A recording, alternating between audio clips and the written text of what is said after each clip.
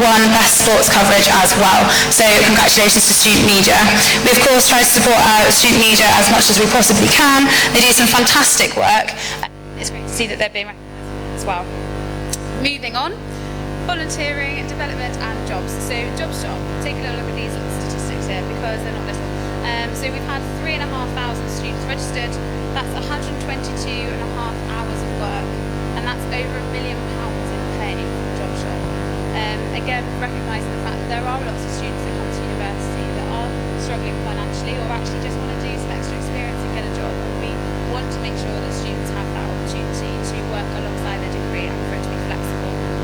Cardiff volunteering, 854 students. This is the first year that it's run as a charity, and it's just become a charity in its own right as well, with over 16,000 service. Again, 2,500 students have taken part in the skills development service. This is accessible to anyone. It's a free service and you can do lots of certificates of professional development, whether that be leadership, communication and so on. So again, really big statistics there. Entertainment and venues. We've hosted 50 live gigs, had over 63,000 live music fans. Wow. 68 club nights. How many of you have attended every single one of them? Yeah, a few roos. Oh my word, okay. And of course then we've helped that 120 odd students have been in and out of our building at various club nights, also great. And as I said before, Times Higher Education Survey 2016 ranked us first for social life. And I say that's quite a lot to do with the Students' Union, thanks. Right, so that's also that. Then shops and services. So as you can see here, now I wanted to bring particular attention to Cardiff Student Letting. So we are the letting agents in Cardiff that doesn't charge agency fees. And the fact that we have saved £122,000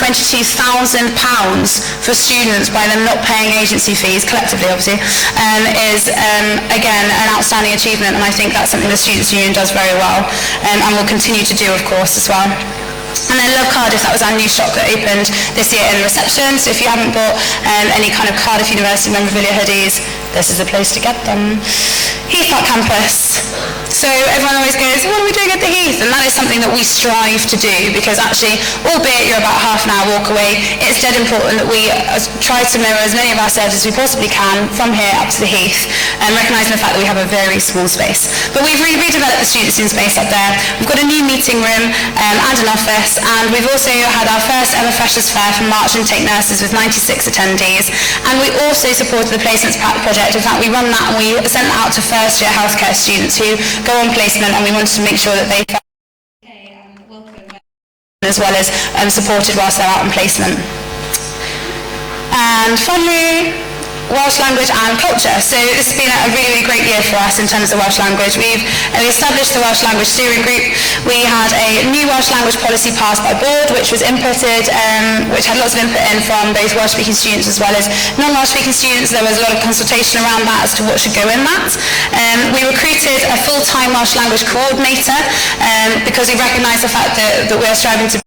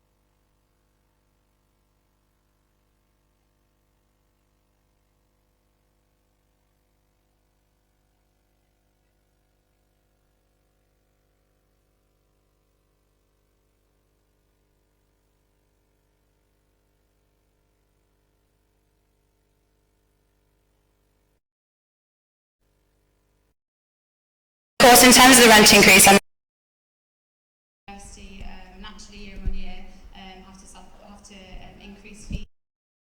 Then across the university are always trying to balance and so all that kind of stuff.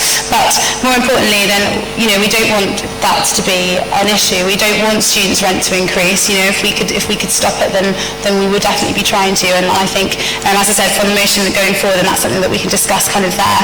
I think in terms of university residences as well, again, also can come forward later. I then think then the other thing was about the national living wage motion that came forward. So we have actually made progress with this at the Students' Union.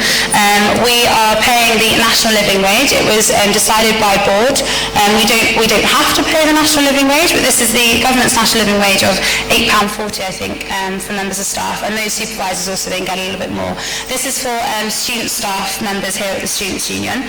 And in terms of that, then the national living wage is kind of set depending on your age, and we've chosen as a board to ensure that those students receive £8.40 pay. There's an increase in what it was before, of which the same rate goes for everyone, no matter whether you're 25 or not.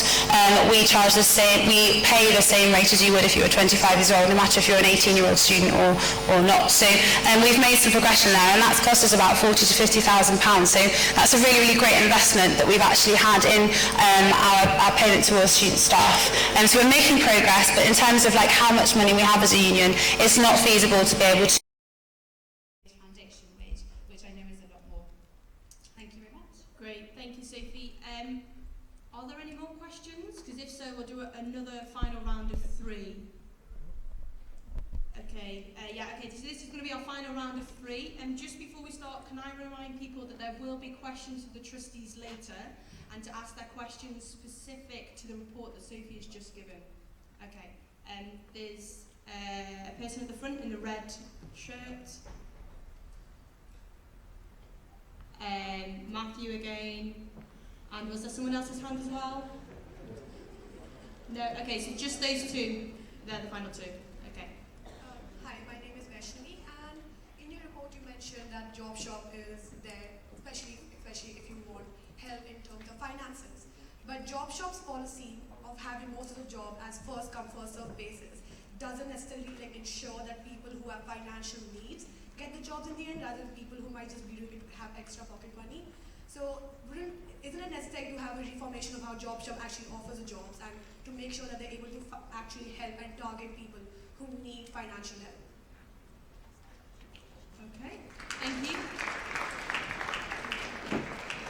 And Matthew?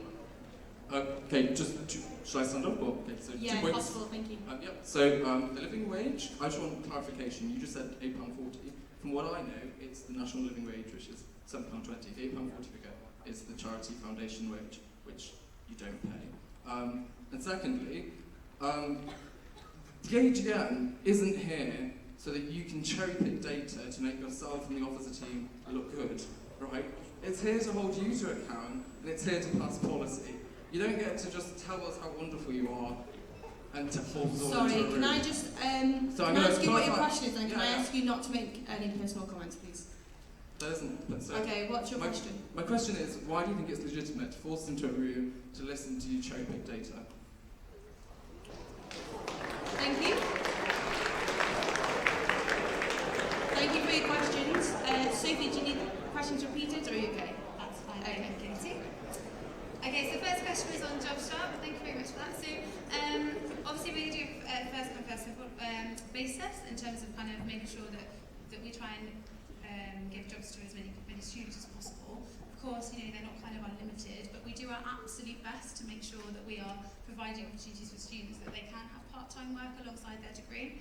I think it's important to note that we're the Students' Union. That doesn't mean that we can sort of give out bursaries and scholarships and things, but if ever there was a student who was in hardship and actually required some extra money, then they have resources within the university in order to be able to identify whether they can have any extra money from them.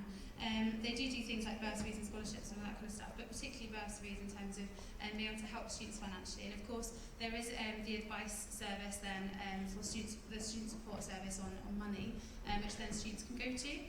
So of course, at that point, we do our absolute best to try and make sure that we have enough jobs for students there.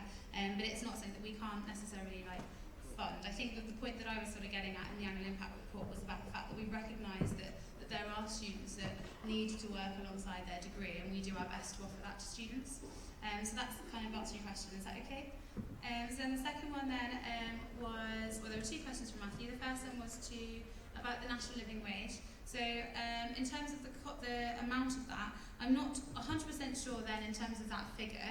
I will look into that, but I know for a fact that we are paying students a national living wage, which is the 25-year plus sum. And that's something that, as I said, we don't have to do, but we're making progression towards that. And I think that's really important to highlight here. I think the motion itself has said to investigate this and not necessarily to approve it. So the fact that the board have listened to you as students and have made progress and have put an extra £40,000 to £50,000 into the student wage for student staff here is really great. And the second question, which was to do with choking and forcing data on students to rant about kind of how great we are. We are pretty great as a students' union. You saw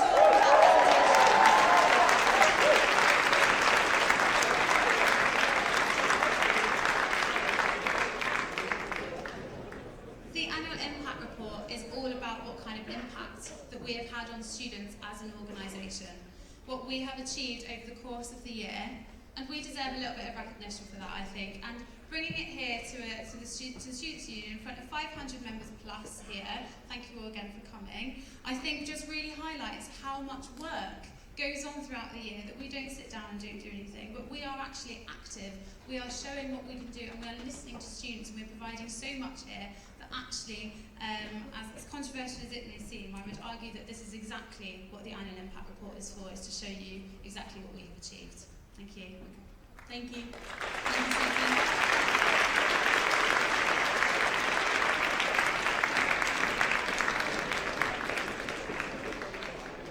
Now we're going to move on to item agenda number 5, which is the financial report, and this will be given by Daniel, who is the Chief Executive of the Student Union. Again, as what happened with Sophie, once Daniel has finished talking, can I ask for quiet, please? Once Daniel has finished talking, we'll move on to questions in sets of 3s. Thank you, Daniel.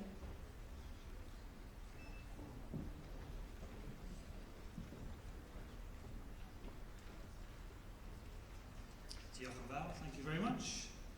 Tough crowd. I'm Daniel Palmer. I'm the Chief Executive of the Students' Union, and I'm charged with running the Students' Union on a day-to-day basis, and also I'm in charge of managing the union's finances. So I'm going to do an overview of our financial position, give you a bit of context and history, and talk a bit about our plans going forward. In terms of preparing questions, this report is for information only. These numbers aren't for approval, like the annual impact report that's approved by the board. So, in your pack, you've got a couple of bits of financial information. Our financial accounts are actually over 30 pages long, so we didn't include them all in here for the sake of brevity. But if you want to find more information about our accounts, you can download them from our website. So in terms of our numbers, this is the first time we've presented our accounts in this current format, and it comes following the grouping of our companies last year. The trustees decided to merge the companies together to better reflect the relationship between the companies and give a more simple and transparent view of the union's finances. So beforehand, the companies were independent of each other, and we reported our numbers separately. So, for example, at this body here, we wouldn't be reporting the performance of the union's trading company, which actually makes up about 80% of our activity. This year also sees us report on our finances in the new, what's called the Charity Sort FRS 102, which means that we report now on more areas of activity and also split out the activities of our companies as well. We also give more information on things like our fixed assets, if you're interested. Unfortunately, our financial performance for the year didn't match our non-financial performance as cherry-picked by Sophie. Although excellent, as it should.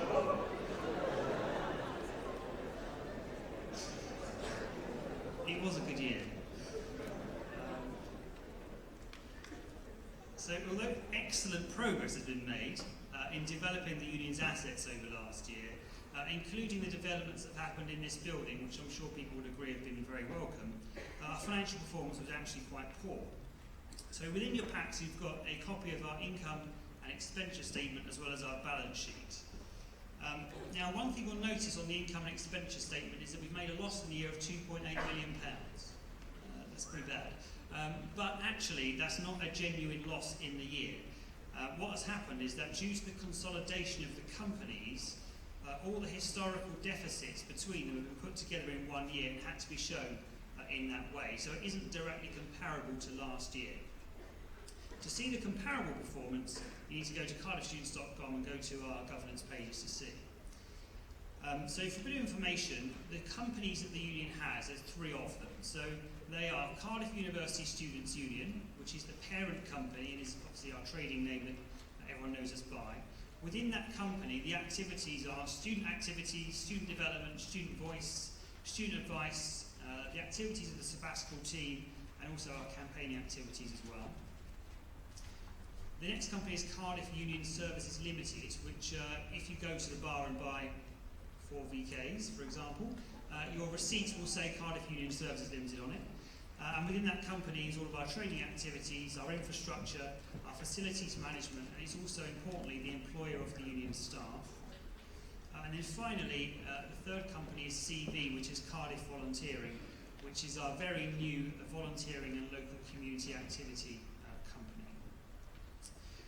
The reason why we organise our activities in 3 different companies is that it's very common for big charities to do this, to organise activities in this way. It actually makes us more tax efficient in how we operate, and actually it's very similar to the way that NUS operate as well. So if we look at the 3 companies individually, I can tell you a bit about the performance during the year. So CUTV performed roughly to budget, as it nearly always does. It's quite a dull company in terms of financial performance. There's not a lot that can go right or wrong really within it. We did have some overspend in sports and societies activity during the year, but that did reflect the additional participation that took place. So additional cost, but there were some benefits that clearly were gained from it. Within CUSL, we had, so that's Cardiff Union Services Limited, we did have a trading loss in the year of £20,000. So not a great amount of money, and that came despite the increased income from trading activities, which if right did come from more VK sales, but also came with increased trading costs as well. The reason for the loss is primarily due to the fact that we had write-offs in the year that were quite significant. So we wrote off £26,000 in an investment we had with University of South Wales Students' Union in their lettings business, and also we spent £46,000 in severance and restructuring costs on top of that. We also had some VAT consultancy costs that were one-off, and also some internal audit work, which was quite significant as well. The final company is Cardiff Volunteering. It has tiny income and tiny expenditure, and they performed very well against that budget, but importantly the work they did was exceptional for what was their first year. So, our small trading loss, along with our larger one-off costs, meant that the union fell into net current liabilities for the first time since 2013. And we also fell into negative total assets less current liabilities for the first time. We expect, as a result of the efficiency savings we've identified in the last few months, along with increased income from the commercial rent that we're getting from the ground floor of the union, plus we're also going to be recognising this building as an asset on our balance sheet, which we currently don't do, our current and total liability positions will reduce and become asset positions in 2017. In planning for this year, we have swallowed some additional costs as well, which have been very welcome. So, for example, the increase in student staff costs that comes from paying the national living wage for over 25 roles to all staff has been met by the union, as well as the increased costs in sports and societies expenditure that's come without needing to put up the AU fee or the guild fee. And given the people in the room, I imagine that's a welcome one as well. Our total charity funds are dramatically altered though by our pension deficit. So it is really the big number that's on all of our accounts. and all companies now have to realise it on their balance sheets. So we owe £2.7 million, payable over 17 years in pension deficits. In terms of where that liability sits and what we can do about it, there isn't really much we can do. The best way to describe it is it's a bit like a mortgage. So over the next 17 years, we need to pay off somewhere between £150,000 and £200,000 a year to pay off that deficit. The good news for us, though, is that the scheme has now been ended to future accrual, so it can't get any worse than it currently is. And if we want someone to blame, NUS set it up in the early 1980s. We didn't willingly go into it with them, so you can't really blame them for everything. We do like you, I promise. I'm coming to the end now. Don't worry. So if you're hoping that in this report I'm going to state how much we spend on sports and societies and the SABs and things like that, I'm really sorry. We report our finances using the headings that we have to comply with the charity SORP regulations. So we can't list them in the way that we want to. So also the change in company status means that we don't have directly comparable income and costs in many areas because we've only been in our first year of reporting in this way. So we're sorry about that. These areas are scrutinised though by our Board of Trustees, who are responsible for approving the accounts, and also they have a delegated body called the Finance and Audit Committee that scrutinise those numbers even further. One question some people might be asking, and I would if I was in your seat, is how can we afford to spend so much money on the Student Union building when we're apparently making some losses? The answer is simple: the university gave us the money. And that money was given to us to improve the building for students, clearly, but also to raise our income as well. So that's why the ground floor project has been set up the way it has. We're quite pleased, though, as a part of that we've created more spaces for students in that as well. So things like our studio and our class were specifically developed so that we could give over more of the building to students to use during the daytime and the evenings. Unfortunately, the money is coming to an end, so we've redeveloped most of the building over the last 5 years, and ironically, the only major space that we haven't developed is this space here in the Great Hall, and we're putting a business case to the university in the next few months to propose renovating this space as well, so that it has the equivalent look and feel of the rest of the building and has equally good use. The next big thing on our agenda financially that's going to affect us is going to be how we work with the university on the Centre for Student Life Development, which is the university's new student services hub, which is going to be built on the front of the Students' Union starting next year. Although we are confident as a part of that although it might bring some commercial challenge, the university are committed to working with the Students' Union to make sure that we don't get negatively affected by it. That's it. Thank you very much. I'll take questions. Thank you very much, Daniel.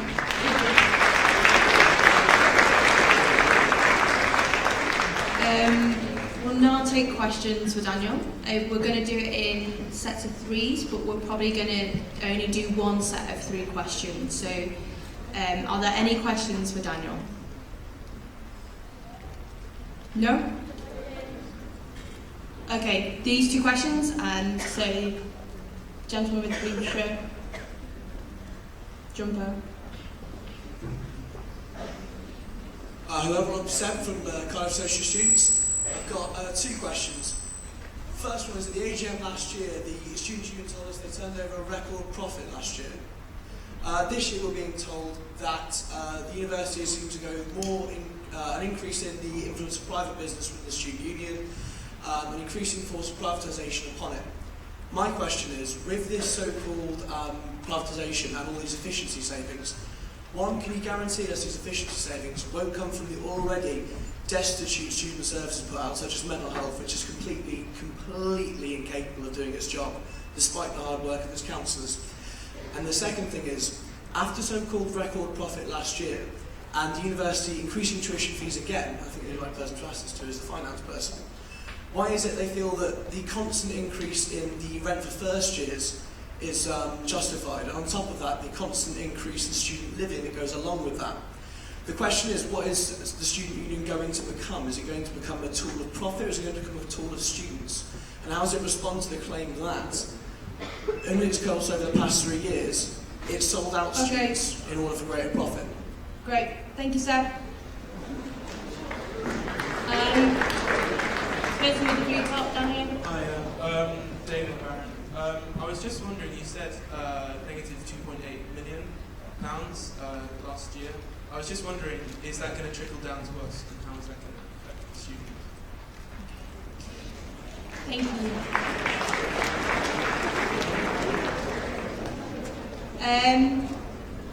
Do you need any of them repeated, Daniel? No. No. Okay. I must admit, I won't be able to answer all of it, I'm afraid, because some of it are relating to union policy. And although I'm charged with the day-to-day running of the union and its finances, some of those direction questions I'll have to pass over to Sophie, and perhaps we could put those back to the trustees later on. But what I can talk about, though, is the record profits line and those elements to it, Seth. So in terms of our performance last year, we did turn over an operating profit of 156,000 in the trading company, but that certainly wasn't a record year and wasn't exceptional by any stretch. After we took in one-off costs last year to do with VAT adjustments, we actually made a loss in the trading company as well. So it wasn't particularly good. In terms of efficiency savings that we're planning to make this year, and I think this really answers both of the questions really. One of the things that we talked about with the board was that any efficiency savings that we were going to make, and our aim was to achieve £200,000 worth, wouldn't affect students. It wouldn't affect any of our day-to-day delivery. So the purpose of it was not to affect what we deliver to students or how we deliver it, but to be more efficient in what we do and reduce some of those back office costs that we're often feel the pressure to do. So that's been what we've aimed to do, and I'm confident in saying that there hasn't been any of those things passed on to students. In terms of rent for first years and talking about the tool of profit or the tool for students, this is an area which is really outside our jurisdiction in the Students' Union, because these are university issues. So the sabbatical officers do put pressure on the university in terms of how much rents get charged and things like that, but that's not something that's directly within our control. I'm aware that with the university's finances, that they are needing to take a more aggressive approach in their finances to fund the capital developments that are going on around the campus. And the second question from David regarding the 2.8 million loss. As I say, it's not really a loss in the year, it just comes from consolidating the companies together. And 2.7 of that relates to the pension scheme, which I say is a bit like a mortgage that we pay off in lumps over the next 17 years. So I'm very confident that that won't have a negative impact on the running of the union day to day or any of the services that we provide. Great, thank you, Daniel.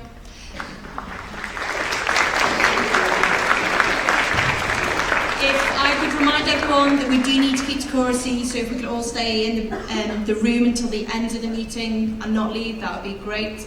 Thank you. I'd also like to say anyone who didn't have their questions answered then, there is also an option for questions for the trustees later on. We're going to move on to affiliations now. In front of you on the screen, there should be a list of our affiliations. We need to renew these for the next academic year so we can re-affiliate. And unless anyone objects, I would like to take this straight to a vote. So if we could raise your hands for passing the affiliations.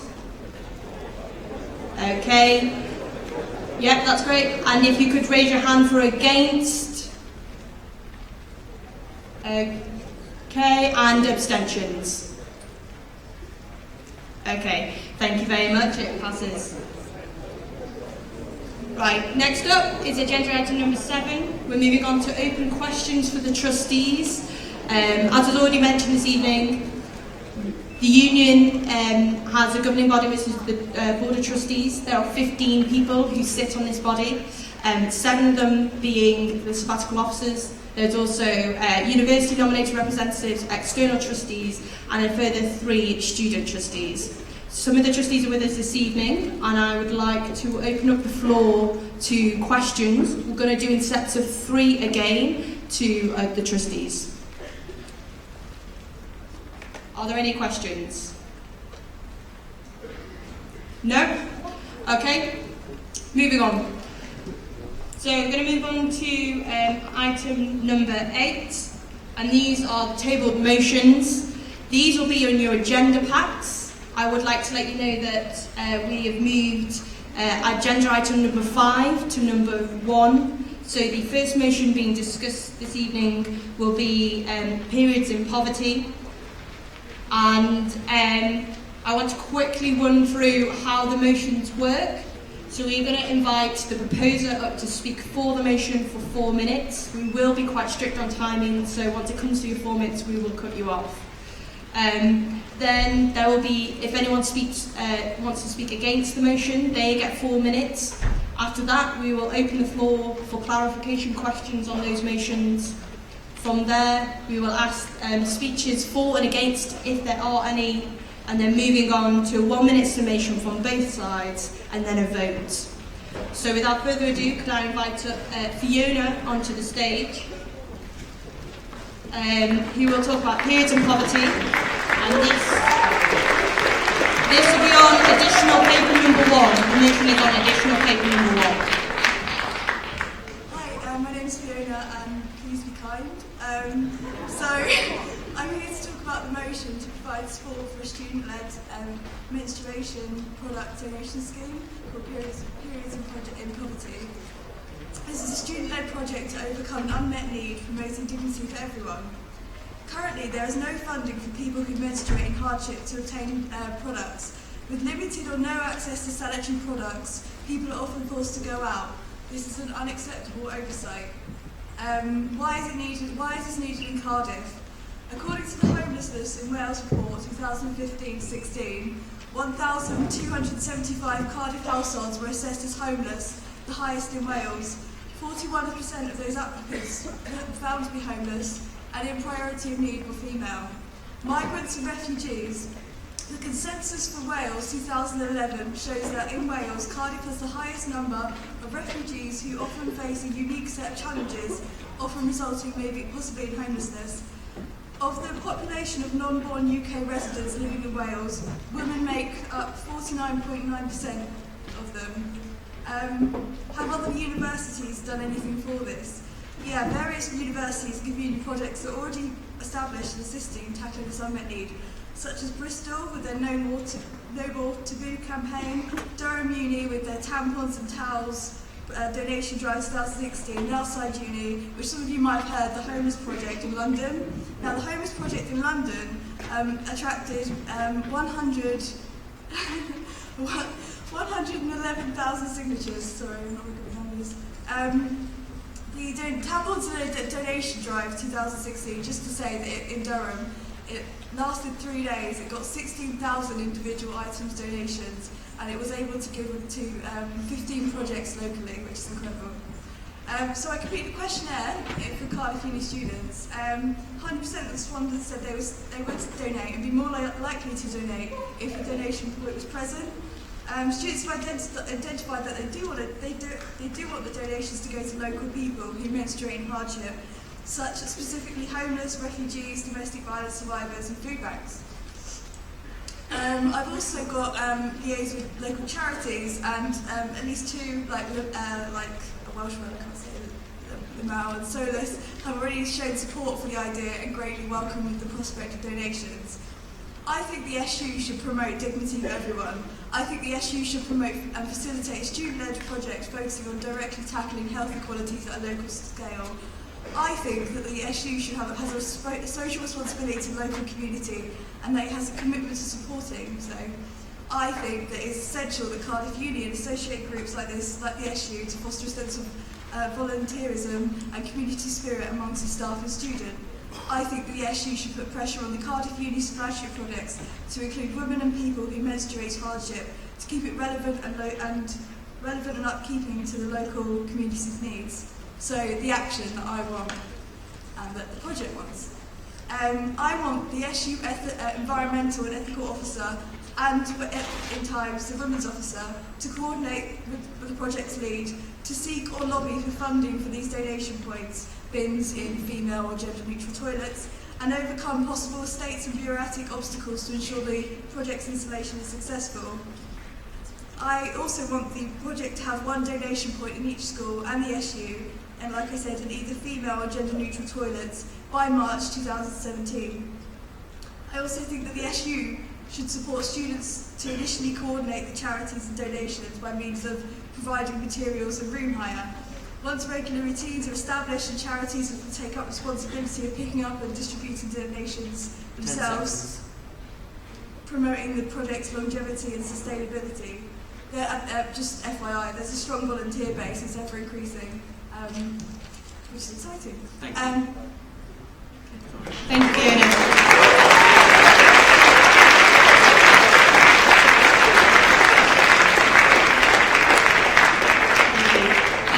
I'd now like to ask if there's anybody to speak against the motion. If you could raise your hand if you want to speak against the motion. No? Okay. Moving on, are there any questions? This is now opening up to the floor for clarification of the motion. No? Okay. In that sense, as there is no speech against, I'm not going to have the summation. We're going to go straight to a vote. Okay. All votes in favour of the motion, raise your hands. All votes against and abstentions. Apologies. No, okay, motion passes. Thank you.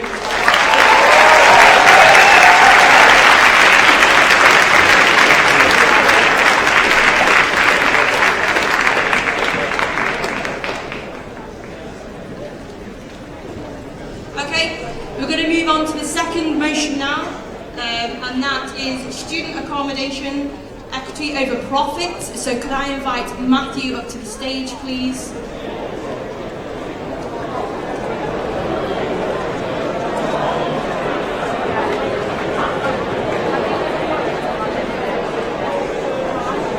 Guys, if we could just calm down a little bit, please.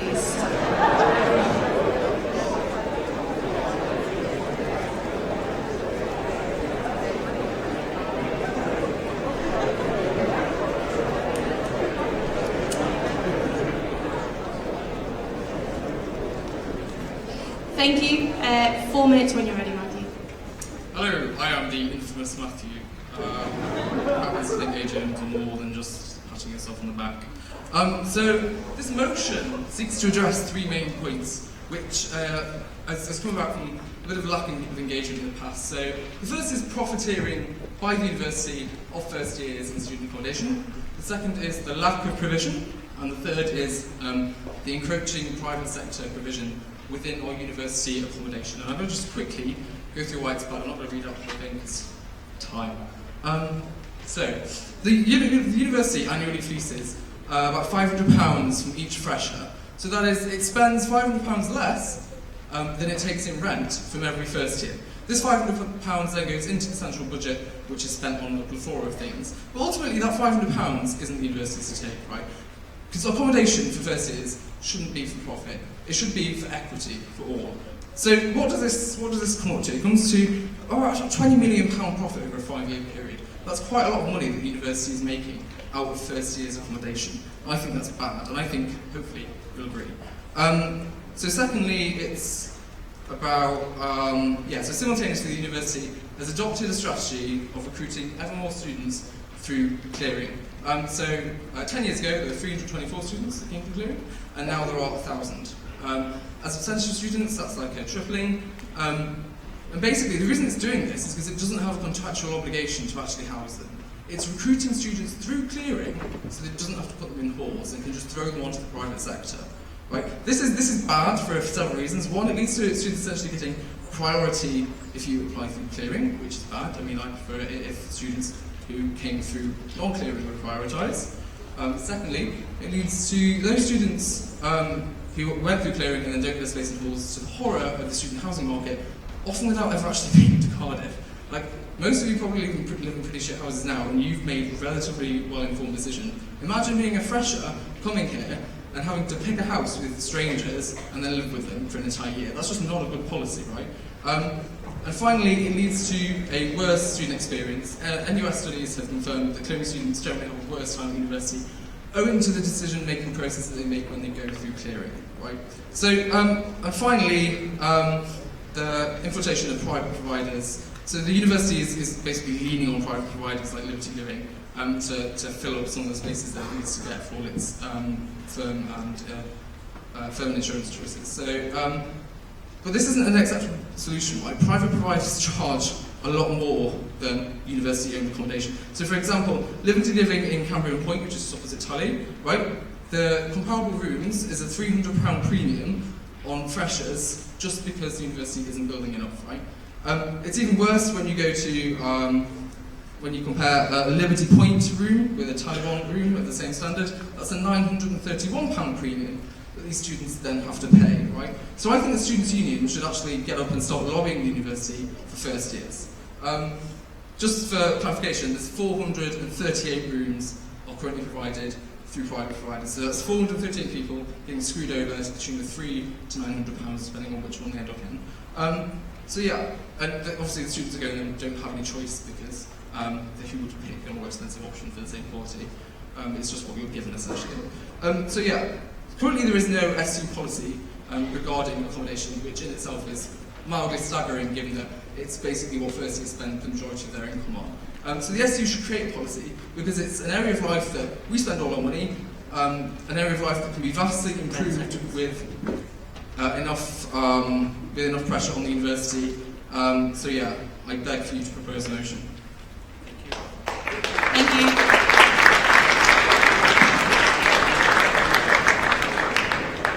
Can I ask if there is anyone speaking against? No? Yep, okay. If you'd like to make your way to the stage, say your name before you speak.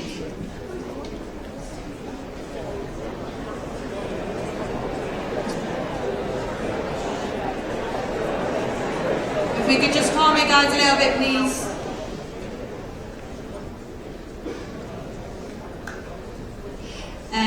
You have 4 minutes when you're ready. My name is Tim. Timothy Erskine, sorry. Firstly, I want to go to a university that is well funded, where the staff are paid properly and there are good facilities and equipment. If the university does not make a profit on first year accommodation and loses £20 million over the next 5 years, what do you want them to cut? Secondly, halls are not for everyone. If you go on Gumtree, Spare Room, one of those Facebook pages, you can meet the people you might be living with before you sign the contract. You can make adaptations to the furniture, blah, blah, blah. Thirdly, compared to many universities, Cardiff's accommodation costs are pretty cheap. Let's treat first years as adults and let the market decide. If Cardiff doesn't provide proper accommodation at the right price, they will go elsewhere. Thank you.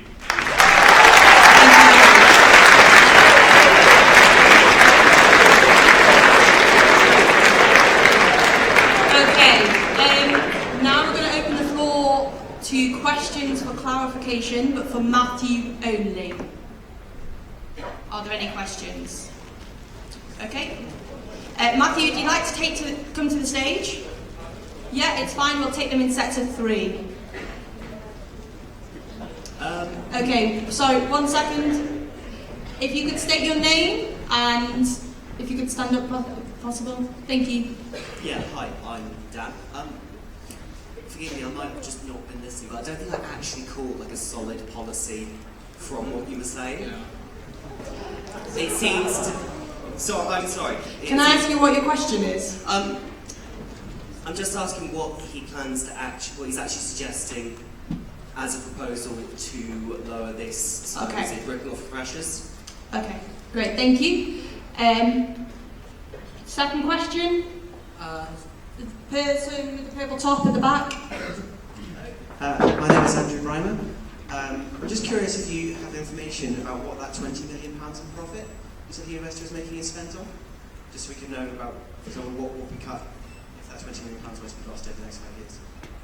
Okay, thank you. And then thirdly, person with the grey t-shirt in the middle. Oh, okay, we'll go. Yeah. Hi. Mohammed here. I'm asking if there's any way to put in a contingency plan if all the rooms for the university accommodation do get full. For example, getting the uni to actually create a contract with private accommodations to be able to allow them to reduce the rents somewhat at least, while even if the rooms are similar, that way the living rent will be that dissimilar. I'm really sorry, could you repeat your question please, but with the mic closer to your mouth? Basically, I just want the university to have a proper contract with private accommodation so that they would actually be able to have a similar rent between the private accommodations and the university accommodations. Okay, thank you. Did you get all that, Matthew? Can you repeat them for 1, 2, 3? So question 1. Yeah, so question 1 was what is the policy and what are the outcomes of that policy? Yeah, so if you turn to your agenda, there's this AGM resolves, the Students' Union will adopt an accommodation policy which clearly outlines what it believes students are entitled to and what it will lobby the university to do, and then it includes the aims which that policy will include. This isn't the university, so you can't change that, that's just a fact of life. This is the union. The union lobbies the university to do things that it thinks are in the students' interest. This would create a policy that mandates the officer team to effectively lobby the university to implement this policy. Okay, thank you. The second question was what is the money being spent on at the moment? Yeah, so the university doesn't actually release its annual accounts, well, not detailed ones anyway, so I don't know. What I do know is things that the university spends its money on. So it spends £1 million a year on advertising, so putting adverts in newspapers, for example. It spends £9 million a year on paying bondholders for the massive £300 million debt that we've just accrued. If anybody didn't know about it, we have. There are lots of spending decisions, but what this motion says is that we shouldn't make profit out of first years to make those decisions with, right? There's lots of good things that you can spend money on, but we shouldn't be getting that money from first years who have very limited choice and very limited information. Okay, thank you. The third question was, could this be resolved through the university contract with private accommodation? Yeah, so currently, the university does have a contract with Liberty Living. That contract does create a tiny discount for students, but the discount that it creates is still not big enough to make it comparable with the university-owned residences, because the private provider, surprisingly, still has to make a hefty profit, right? So yeah, it does it already, but it's not the solution that we need. The solution that we need is university-owned and built accommodation. Okay, great, thank you, Matthew. Can I ask, are there any more questions for clarification? Okay, then we'll do one more round then. If we could go to the person with the blue scarf as well, yeah. And then if we go to the person with the blue here, and then also the person in the blue stripes. Oh, all blue. Okay. Yeah. Hi, I'm India Moore. My question is, you mentioned that you felt that it was bad that students weren't able to view private accommodation, they wouldn't know who they were living with because they couldn't get in on Uniacom. How is that any different to university accommodation? Because you don't know who you're moving in with, you don't particularly know where you're living until you get assigned the place. Okay, second question. If I can reiterate, say your name before you speak. Hi, it's Jake Smith. I had a question. AGM Results 1, it says house all first years. At the moment, postgraduate students are only guaranteed a place in university halls of residence if they're from overseas or EU.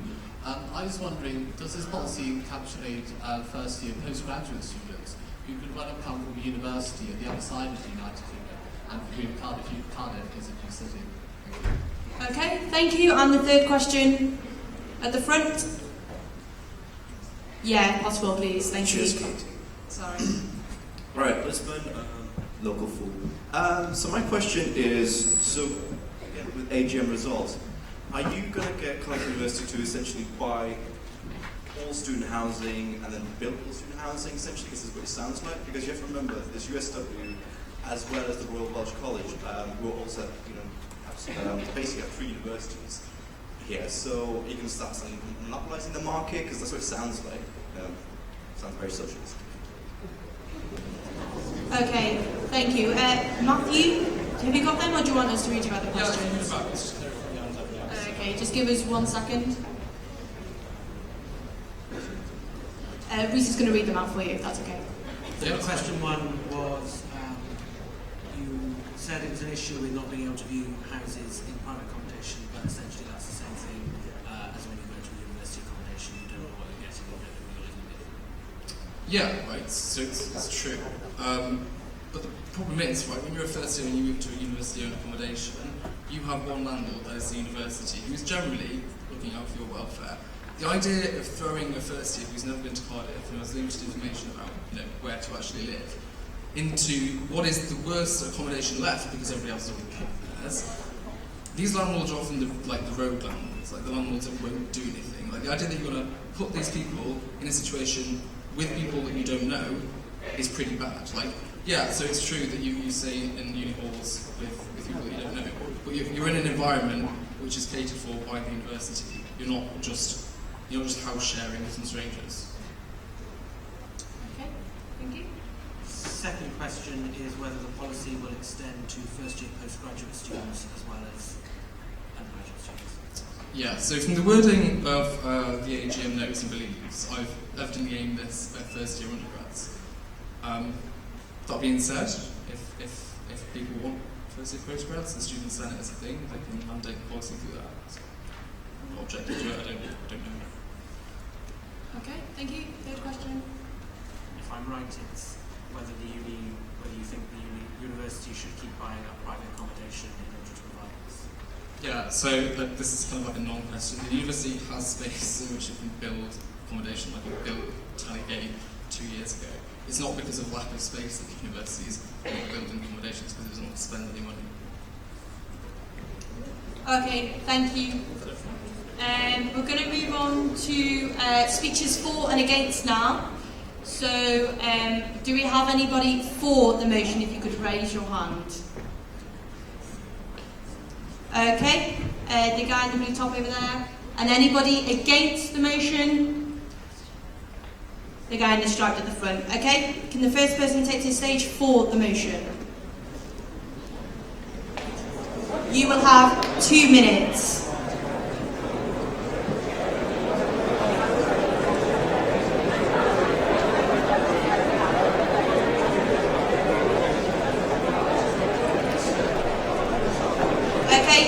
Start whenever you want to. Yeah, you can say your name. I'll try and keep this pretty short and sweet. What this comes down to essentially is a decision about how we want to treat students, how we want to treat first years. The argument that we should let the market decide is completely nonsensical. The market decided in Cardiff to raise second and third year accommodation by 25% in the past 4 years. The market has decided to double the cost of first year accommodation in the past 10 years. The market has decided to have an unprecedented homeless crisis, with people being evicted on a daily basis, not just because of bedroom tax, because they can't afford rent. Rent in Cardiff is skyrocketing. The university have to take a solid stance on this. At the moment, students spend an average, according to most studies, of 90% of their student loan directly on rent.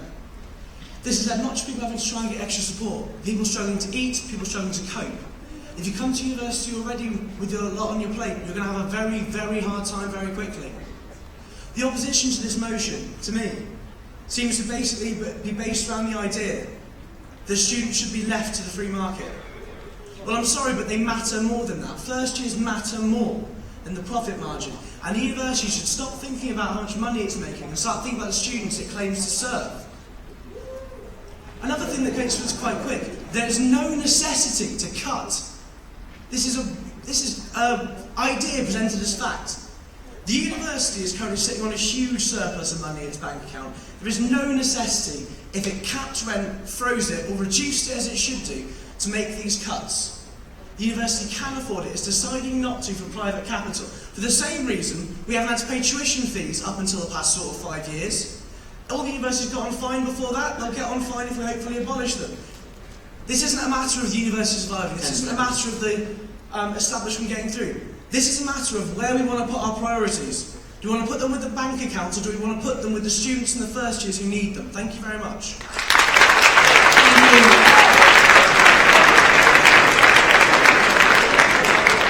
Can I invite the person who's speaking against to the stage, please?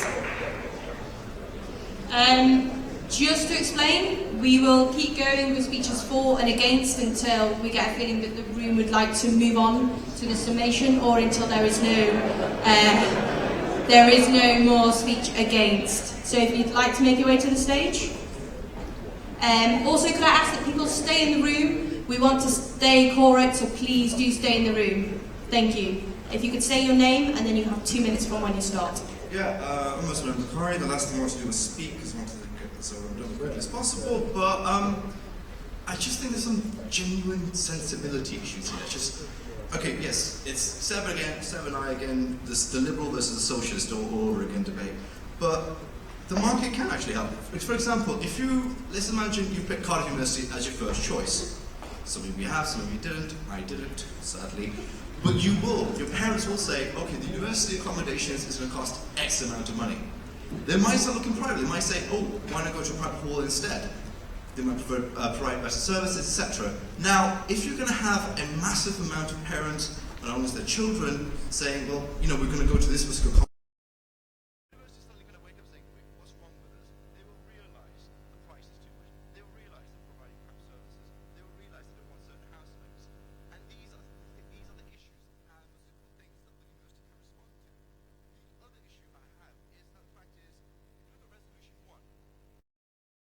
what the university is doing as much as it can to build new student houses. We have USW, you have the Royal Welsh College, who also want to buy up land as well. There's only so much room after all. And that is an absolute issue I have. The fact is that you're going to have everyone essentially in a Cardiff University housing. Now don't get me wrong, there are housing issues. Absolutely, I agree. But I don't think you can resolve all these housing issues if you simply say, oh, you know what, we're going to have everything under one group, because the minute you have everything under one group, you're far more likely to prone to abuses, etc. You're not going to have these checks and balances. And that's the wonderful solution to the market. And I know the social students are hating me right now, but you can't have these checks and balances, because sooner or later, you're going to realise that lots of these students are going to privately serve the university, and they will respond to it. They have to. 10 seconds. And that's about it. I hope everyone has a good time. Cheers!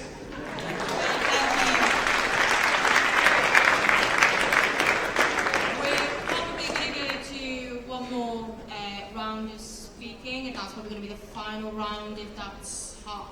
Is everyone thinking that? Are there any more for the motion? Okay. Anyone else for the motion? No? Anyone against the motion? Okay. If you'd like to make your way up to the stage then, please.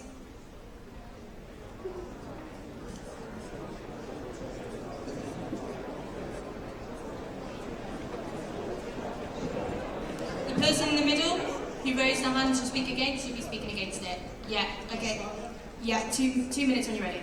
Guys, everyone, I'm sorry to drag this out, but I do feel it's important. The first thing is what my liberal friend said about the benefits of the market and how you could go somewhere else. All this theory is well and good, but let's look at what's actually happening. If any of this theory actually translates into reality, it would have already happened by now. A doubling in first-year accommodation prices. 25% increase in the past 5 years alone of second and third year accommodation, before we start talking about all the other administrative fees the private hall people put forward. The reality is that despite all the good theory and all the good rhetoric, the reality simply doesn't match up to it. Also, the argument that monopolisation is going to lead to some sort of abuse of power. The market does not care about welfare. It is orientated towards producing money. And this isn't just a socialist argument, this is just a reality argument. And actually what it comes down to is, if you've got one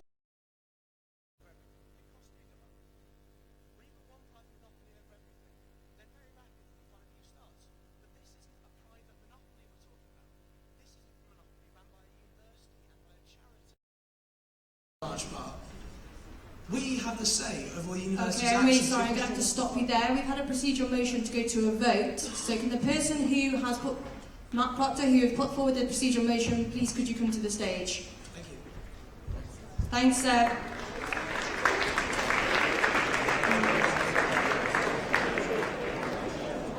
Okay, so the procedural motion was saying that asking if we could go to a vote. So we're going to get a speech and then we're going to see whether we could vote for the procedural motion to go to a vote.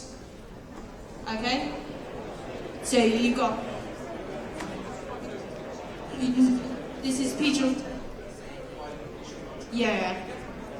Okay, you got 1 minute. Yeah, so I'm just aware that time's really ticking on here. I don't think that this... I was hoping this was going to be a consensus vote and wouldn't be much debate. So I'm very conscious of the fact that time is limited and there are better motions on here which people are going to want to debate in a lot of time, and I'd rather make room for people who want to debate those motions that need more time to actually be debated, rather than focus on this as an issue. So, vote. Okay, thank you, Matthew. Is anyone against the procedural motion? Okay, come to the stage, you've got 1 minute. Guys, can we have quiet, please?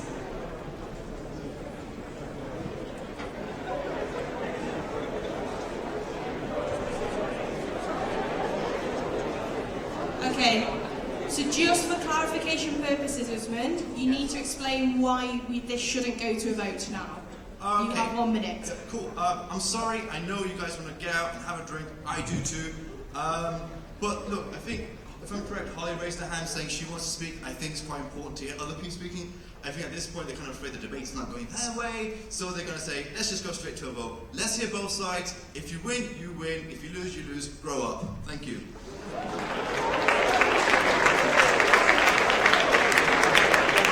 Okay, so now we need to vote in favour whether you want to move to a vote on this motion. Okay? So all those... Okay, just for clarify again, we're going to vote on the procedural motion, and the procedural motion was to go to a vote for the motion itself. I know, it's a little bit complicated. So it's a difference between going to a vote right now, or then going to another round of speeches, and then going to a summation, and then a vote. Okay? So could you raise your hand in favour of the procedural motion? Which is going to a vote. Okay. All those not in favour, which is going to a vote. And abstain. Okay, motion passes. So we now move to summation. So Matthew, you have 2 minutes for summation. And then we'll go to vote.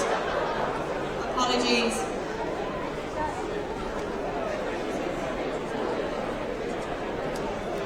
Sorry, 1 minute, Matthew. Yeah, I'm now fully well university hated, which is great.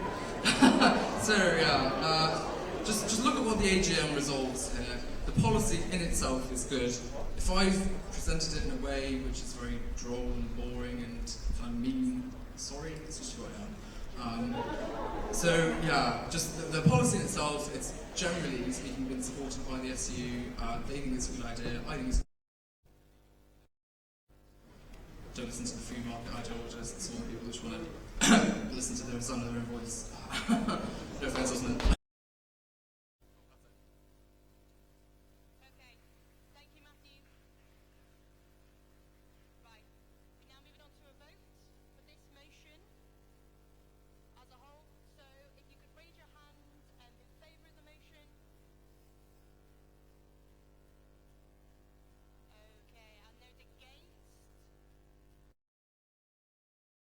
And abstain. Okay, I'm really sorry, we're going to have to go to a hand individual count. Could you raise your hand again for? Against? Abstain? Okay, yeah, we are going to have to count that, unfortunately. So could you Keep your hands up if you are voting for this motion to pass. Keep them up until we say, if possible, please.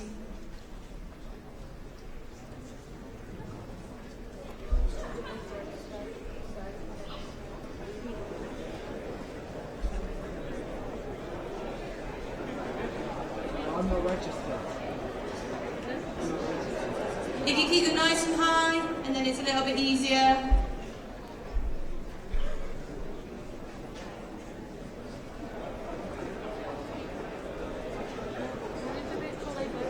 Okay guys, unfortunately while you're sat there I'm going to tell you some bad jokes. So if you could keep your hands up. So why are ghosts banned from the liquor store?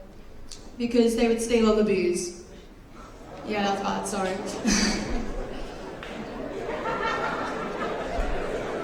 Okay, keep your hands high. 4, please.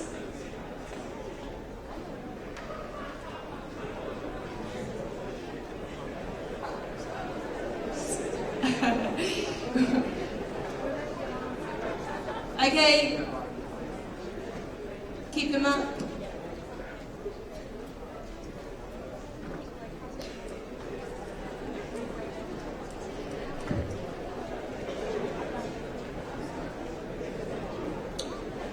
Please do keep your hand up, because if it's not up, there's a chance that we can't count your vote.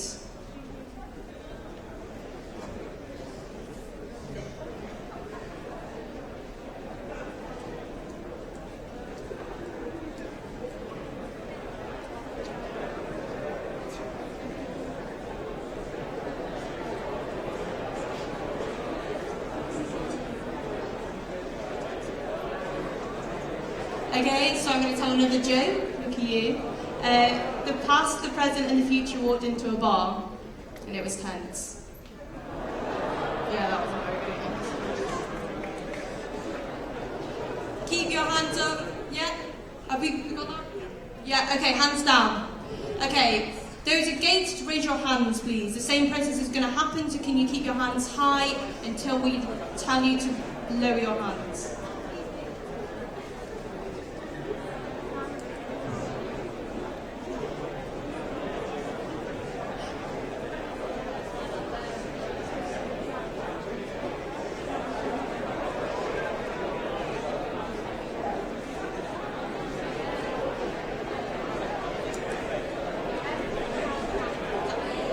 Keep your hands as high as possible, please.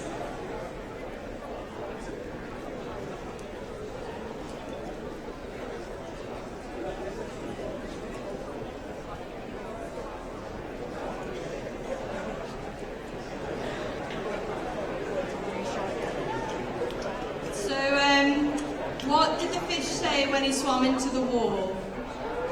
Damn. Oh! Fair play. Yeah, they're atrocious jokes, apologies.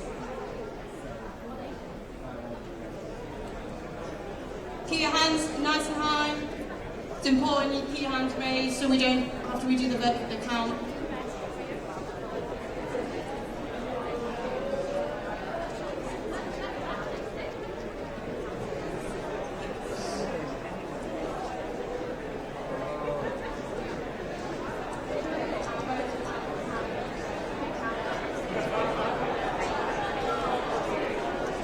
Yeah, I'm really sorry about how long this is taking. It's just we want to be absolutely sure that we get the correct vote so that your voice is represented and we don't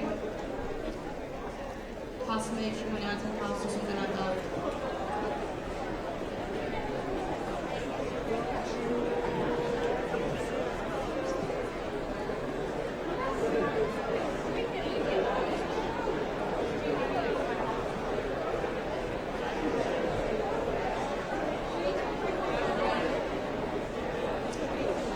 Are we? Yeah, okay. Thank you. If you can lower your hands. And abstentions. Okay, keep them high again. We're going to have to count again.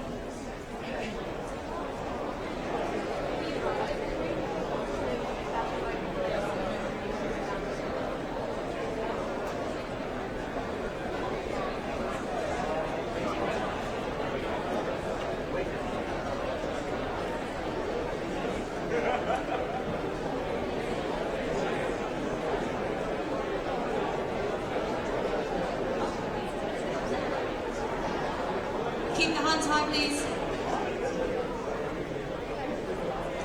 I got one last joke for you. I quite like this one actually. What did JC call his girlfriend before they were married? Fiance. No, okay.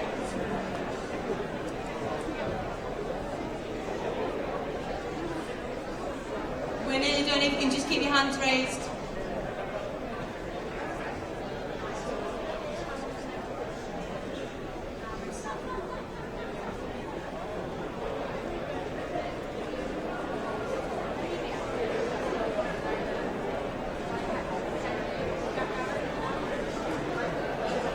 Nearly done. Apologies about this, guys.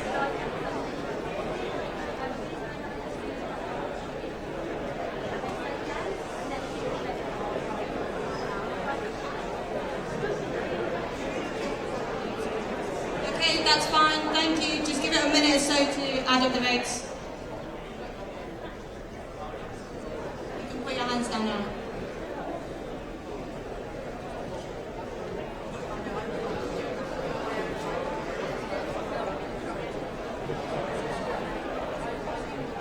Right, okay, we have the numbers in. If I could ask for quietness, please. Those in favour of the motion are 181. Those against the motion are 212. And abstains are 127. The motion falls. Right, now we move on to motion number 3. And this is Mental Health Campaign Officer. So, Sheeran, if you could make it to the stage, please. The amendments are on additional paper 2, so that's the most updated version of the motion. And Sheeran, you have 4 minutes when you are ready. Thank you. I'll try and follow up that one. A lot of fun tonight, won't we? Right, okay, so my name's Sheeran. I study law and politics in my 3rd year. I'm a student senator and an academic rep. So I'll just start off with just to reiterate the scope of mental health and just how much of a big issue it is. So I just want to start a question to the audience. How many of you, just show of hands, have a family member or friend just at university, during your time at university, who's suffered from mental health? Wow. That just shows how much of a huge issue it is. I don't have all the time to go over every point, so I really do recommend reading the motion in your books, as it will really reiterate some of the key facts. 1 in 4 people during their lifetime will come across mental health illness. That's 7,000 students, just to put that in perspective. And there's some NUS survey figures in there that really sort of just show some overwhelming statistics. So what's this motion about? It's to create a mental health campaign officer. It's not to criticise the current support structures, groups and positions we have, because they all do a great job in championing the work, and they really, this motion is essentially about how the union can continue to move forward in tackling the issues around mental health. Really correlate the efforts and solidify all these groups and support structures into a stronger, bigger action, so that we can really tackle those issues of stigma and help get more students aware. So just some key points about this is, I think, consistency. It will really show a new, innovative way to enhance the student experience having this position. It will show that the union is really setting a unique future plan to the continuation of tackling mental health. And we have signed a Time for Change pledge as well, and I think it will really reflect on that in showing how we're moving forward. And also it really creates another platform as well for us to, again, correlate and focus efforts.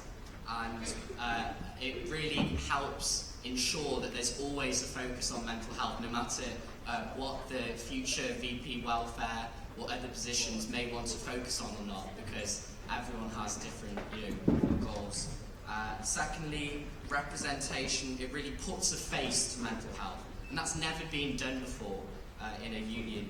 And it's really I know that sort of is why there's some reservations tonight, because we are going in uncharted territory, but that is the nature with new ideas.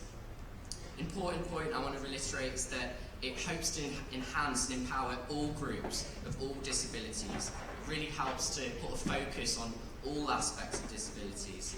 And as I mentioned in the motion, there's an example of how that's happened in the LGBT positions and how that's actually had a really good response from that. So do have a look at that.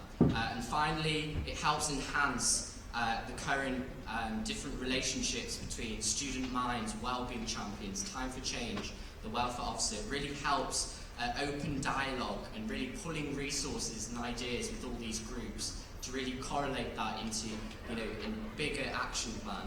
And I just want to finish off with, imagine yourself back at Open Day, which probably was a long time ago to think about. But seeing a mental health campaign officer at the union, I think is really unique, and it shows solidarity from a public figure engaging with mental health, showing that you're supported, understood and represented in your mental well-being. I think that's something special and profound that we can achieve tonight. So thank you.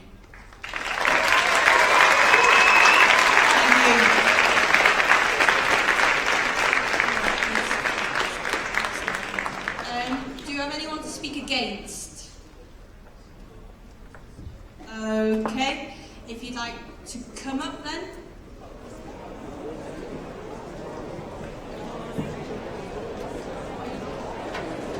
Yeah, I understand that these are potentially emotive issues, but if we could try and stay calm, that'd be good. If you could state your name, you have 4 minutes when you're ready. Hello, Shamai. I knew I'd come up onto the stage to booze speaking against this motion, but I want to start off by saying that I'm Charlie Knights and I'm the current Students with Disabilities Officer, the person that you're looking at splitting the role of. During the last couple of months, I've been representing you on all issues physical, mental and learning, and I will continue to do so for the rest of my term, guiding campaigns in the right direction and working with the rest of your officer team. I've worked with the Vice President of Welfare particularly, with Mind Your Head Week, pushing it out there. I initially ran under the campaign of Stop the Stigma to get people talking about mental health. At my secondary school, I ran talks and campaigns getting people to open up. I myself suffered from dissociative identity disorder, something that I faced stigma with for most of my life. And all I realise at the end of the day is whilst this promotion comes with good intentions, I believe it's a detriment to the health and the well-being of the student body at large. For one, most of the money that comes towards campaigns towards mental health awareness tend to be with the Vice President of Welfare, not within my own budget. What this proposition does not actually create a new officer role, but really splits the Students with Disabilities officer role in half. Each of us would only have 1 vote combined, and we'd have half the budget either way, which the budget is already small enough. You're getting to a point where you're valuing mental health, which I do agree is a pressing issue, and you're saying it's just as important as physical and learning disabilities combined in an educational institution. You're also pushing, whilst I agree that it's lovely the idea to be able to help collaborate and coordinate the different groups here, because we have some fantastic groups, Nightline, the Wellbeing Champions, Advice Exec. That's not the role of a part-time officer. The part-time officer is here to represent you, to speak on your behalf, but we have no control over organisations within. We help and we advise. At the end of the day, I don't want to see a position where one of those groups, be it disabilities or mental health, where one of those roles becomes unelected. During this last election cycle, both me and the person who ran against me were both mental health focused people. And since then, I've received training so that I will represent all of them. However, let's say there had been a mental health position and we'd both run for that, then you would have left physical and learning disabled people unsupported until somebody could be elected into that role during by-elections. Do you really want to leave some of your most vulnerable students here at Cardiff unrepresented during times such as Freshers' Week, moving in, even as far as midterms? I don't really have much more else to say on it, and I had a very florally worded speech which I've completely ignored. I just want to say that if you believe, as I do, if you'd spoken to students suffering from things like this, like I have, then you'd understand that this motion is the best of intentions, but it's not right. And I just urge you to vote against. Thank you very much.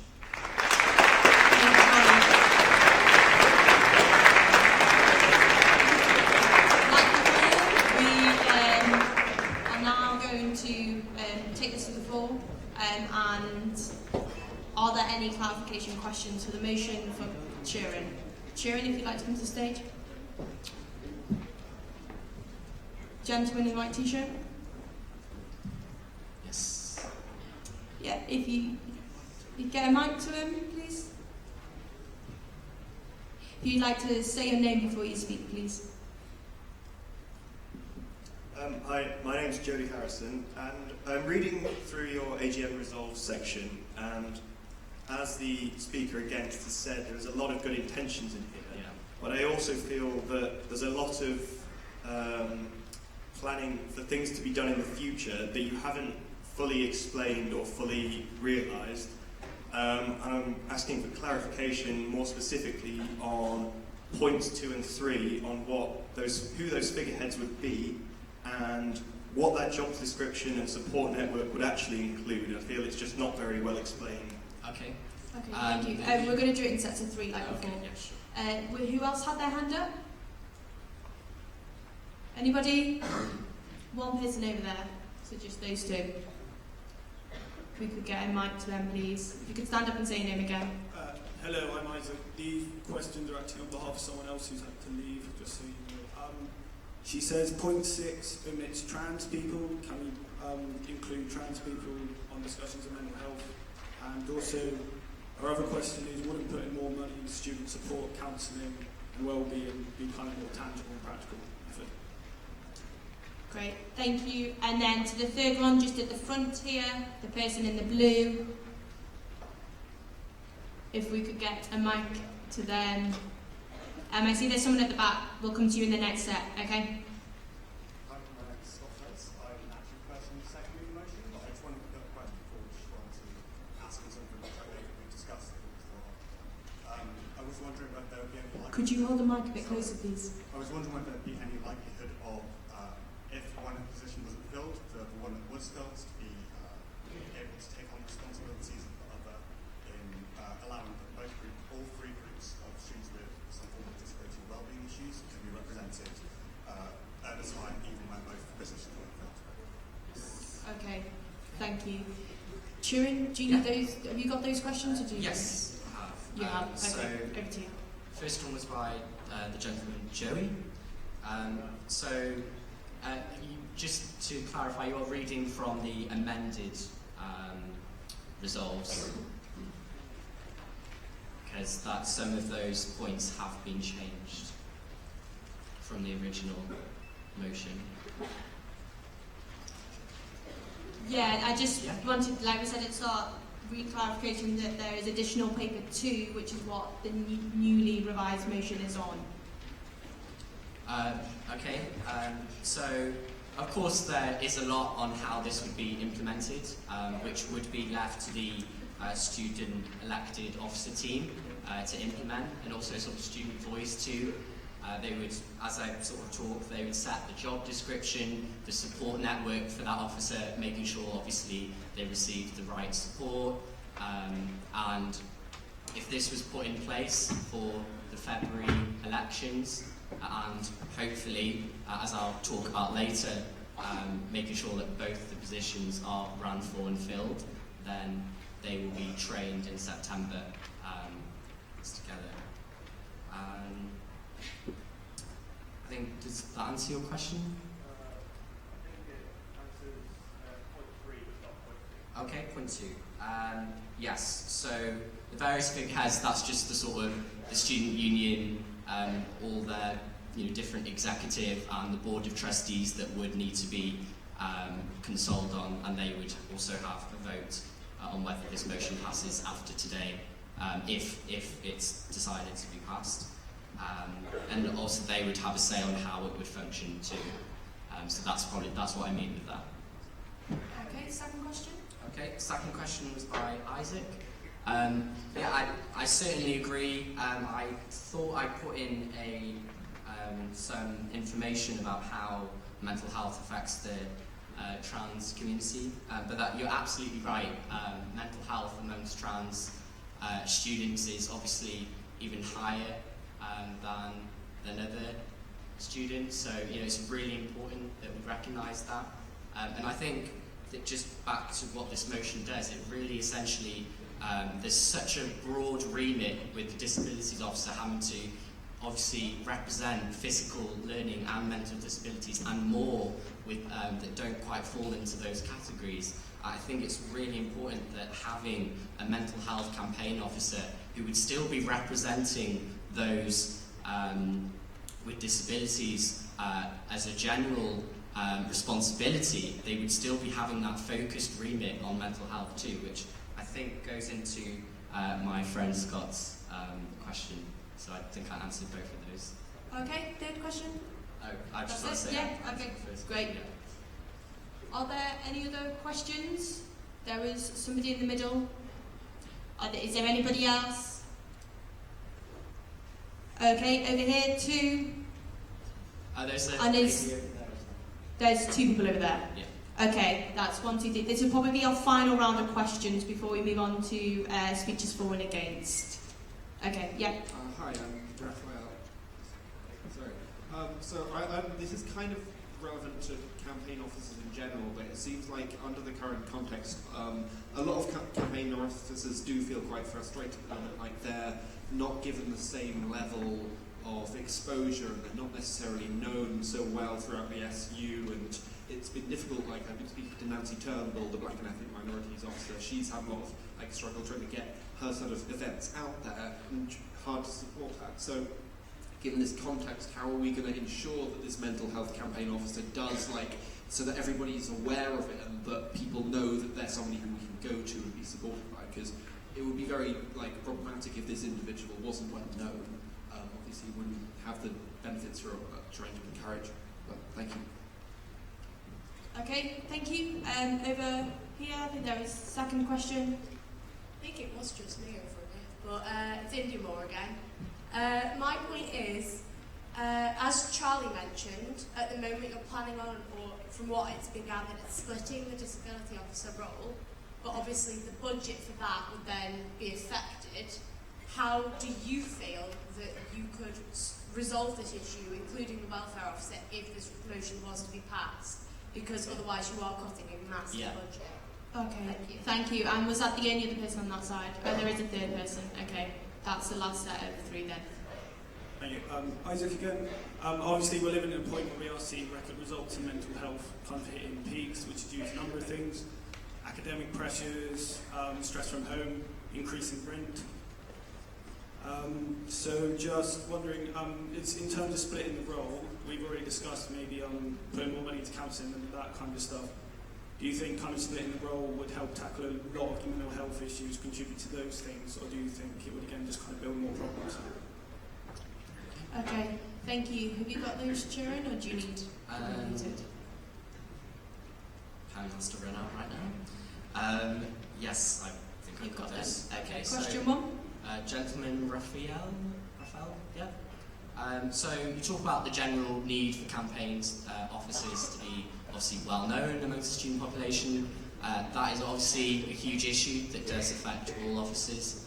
And of course, that's something that as a union we really need to look at to make sure that every single campaign officer is well known, its students are aware of the different campaigns they're running. And Sophie, I know, is currently working on plans to putting a action plan on how the union's going to hope to do that.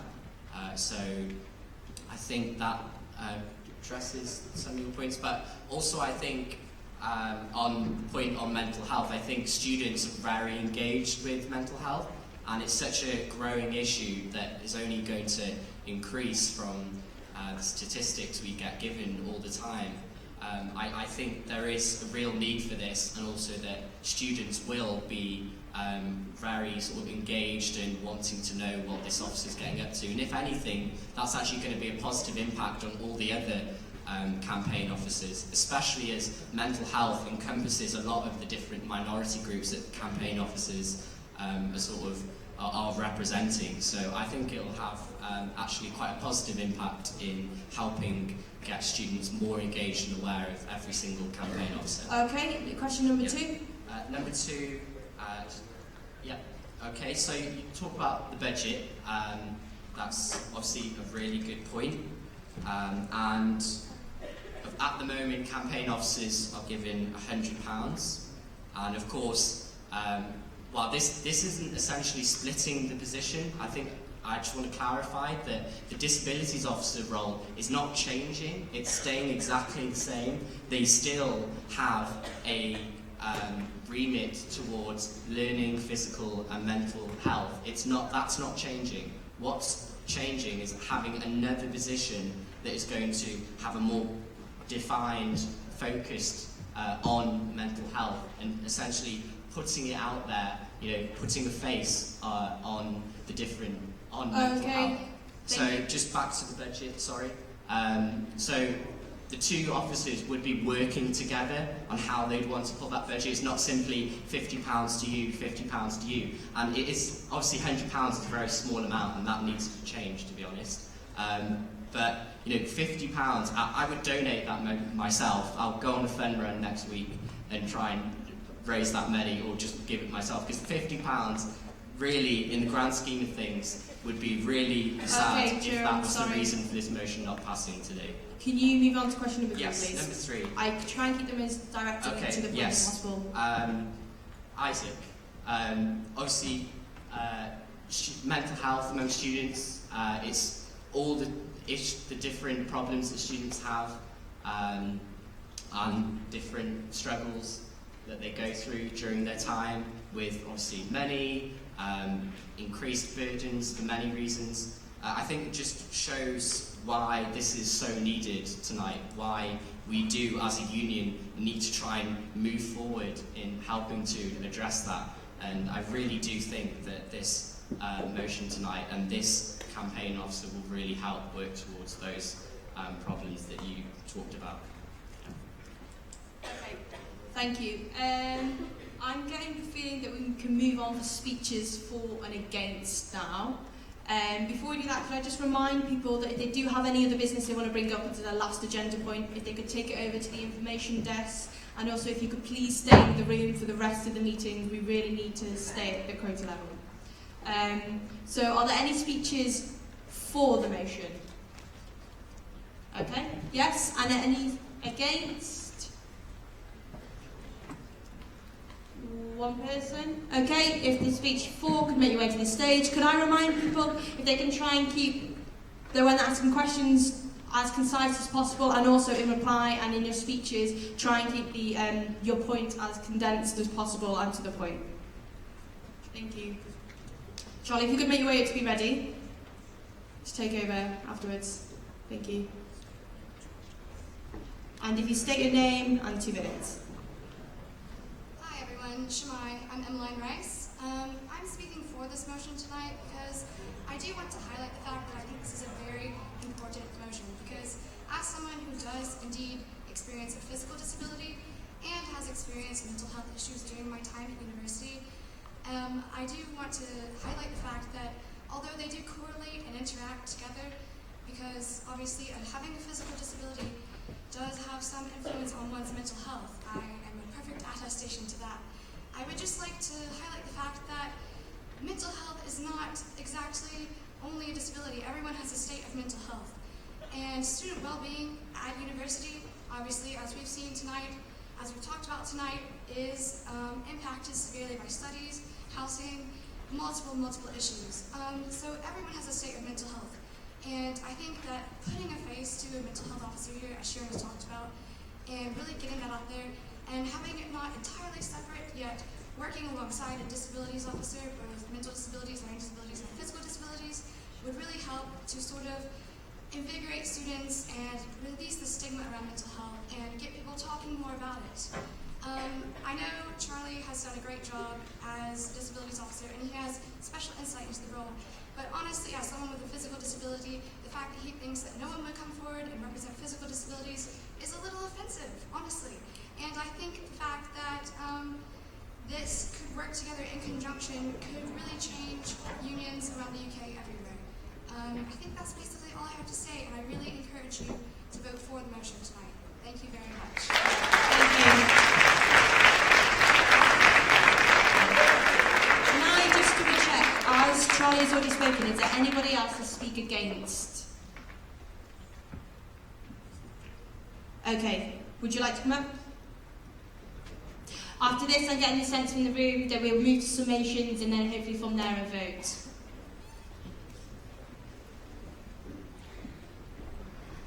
You know the procedure, name in 2 minutes.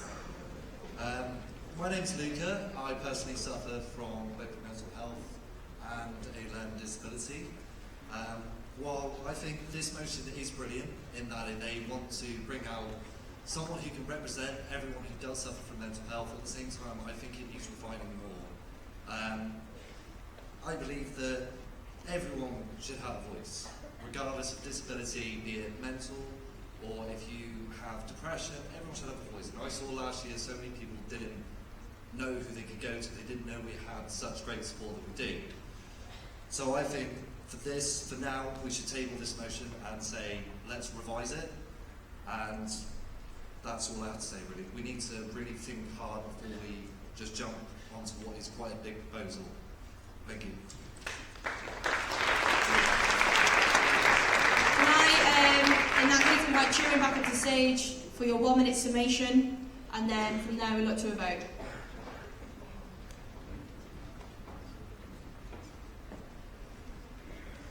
Okay, you have 1 minute when you're ready, Turin.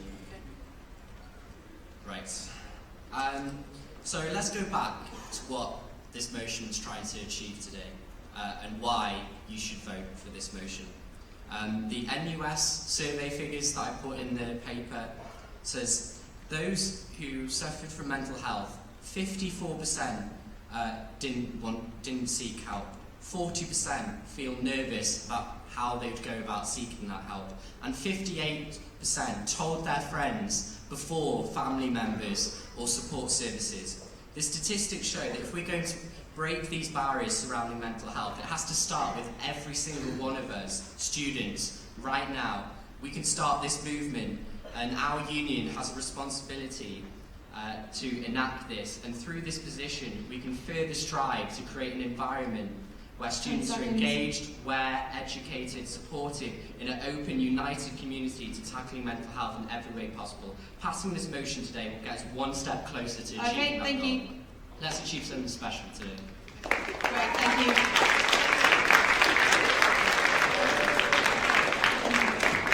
We're now going to move to the vote. So if you could all raise your hands in favour of passing the motion. Okay, all those against passing the motion? Okay, and abstentions? Can we just double check again? Raise your hand in favour of the motion. Okay, the motion passes.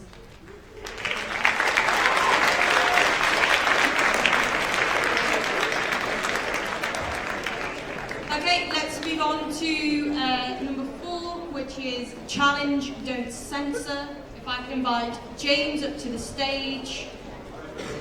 I'd also like to ask everyone to be as brief as possible, as we want to try and get this meeting going on in the best interest of time.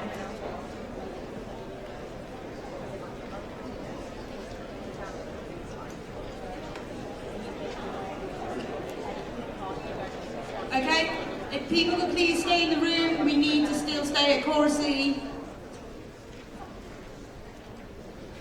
Okay, you can start when you're ready, 4 minutes. In the recent few years, Cardiff has received particularly bad press regarding free speech, being in popular media, things like Migrant News for You, Mock the Week, things like that. They're just sort of taking account of the level of student democracy and the openness of free speech and the ability to talk to each other has got to. And although whilst some of this was sort of unfounded with regards to things like the Jermaine Careers case, where the university actually let us speak, it put us all in a particularly bad light.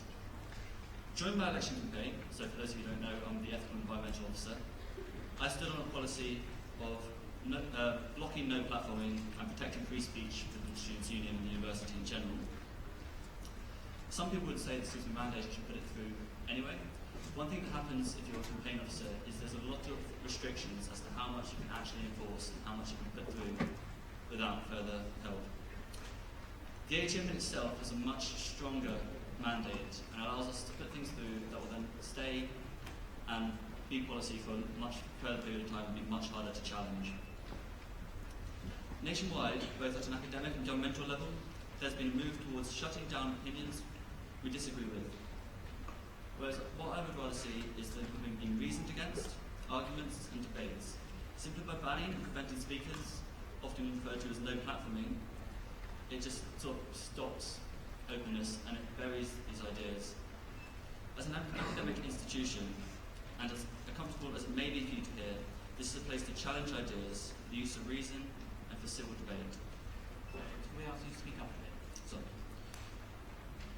Often cited as a success in the student movement, and its particular part that it played in things like the anti-apartheid campaign, with 34 British universities signing an academic boycott in 1965. I'll come back to this in a minute.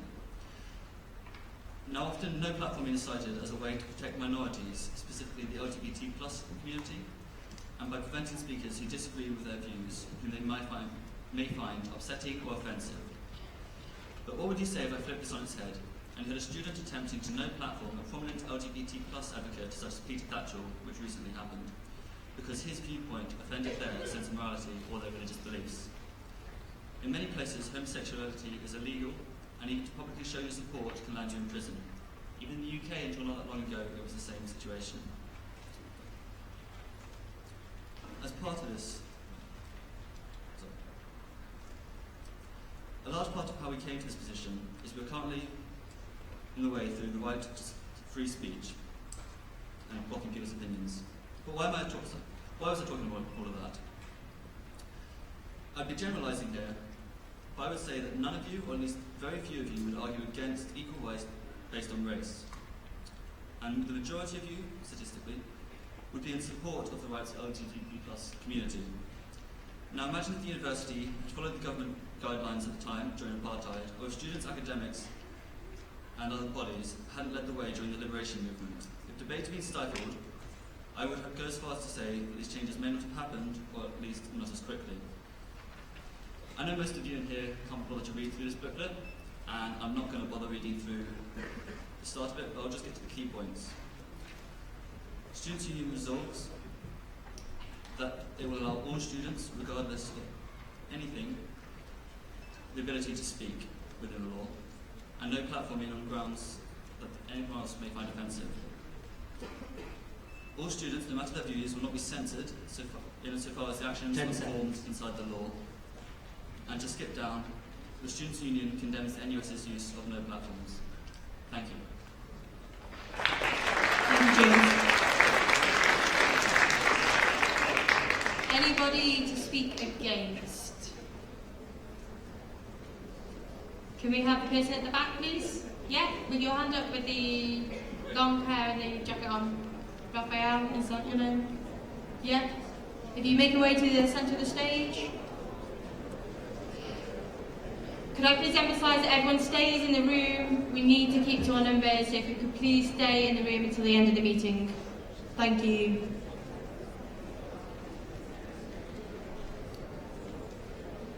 You have 4 minutes when you're ready.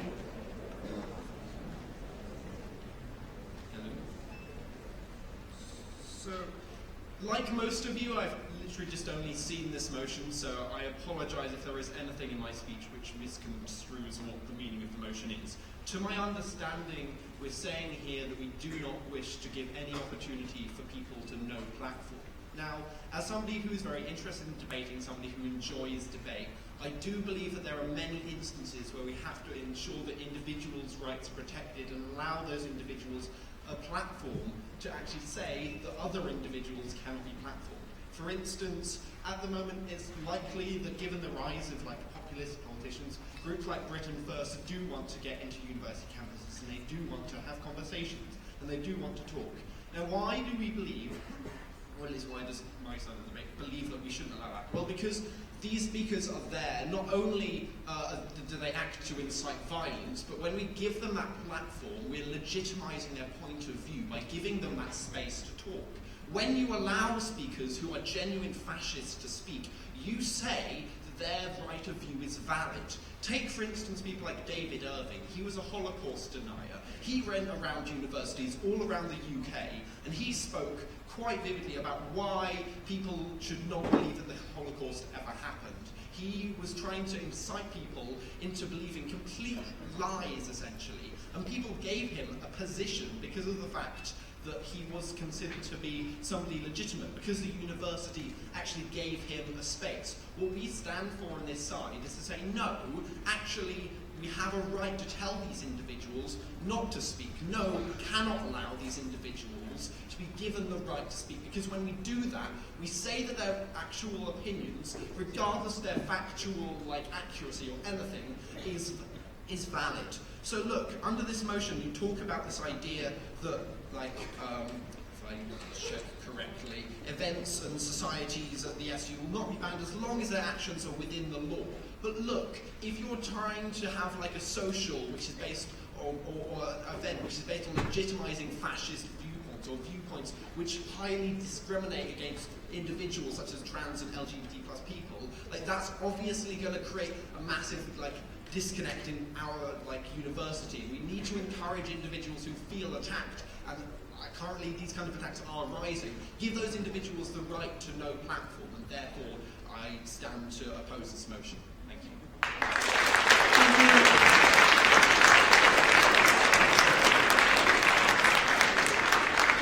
Okay, we're now opening the floor to questions for James. So James, if you'd like to come back to the centre of the stage. And again, we're going to do it in sets of 3. So we have person with the black jumper on over there, person with the purple jumper on over there, and person with the checkered shirt in the middle. 1, 2, and 3. Okay, 1, if you'd like to say your name and then your question. Can I reiterate, trying to keep your questions to the point and on the subject matter as possible? I'm Hannah Russell. I'm just curious as to what point an opinion becomes damaging. Because it's okay to have an opinion, and it's fair enough that people should be allowed to express those in an academic situation, because that's what we're here for. But at what point does that opinion and the expression of that become damaging to a member of the LGBT community, to a rape survivor, to someone who has experienced problems that someone's outwardly speaking about?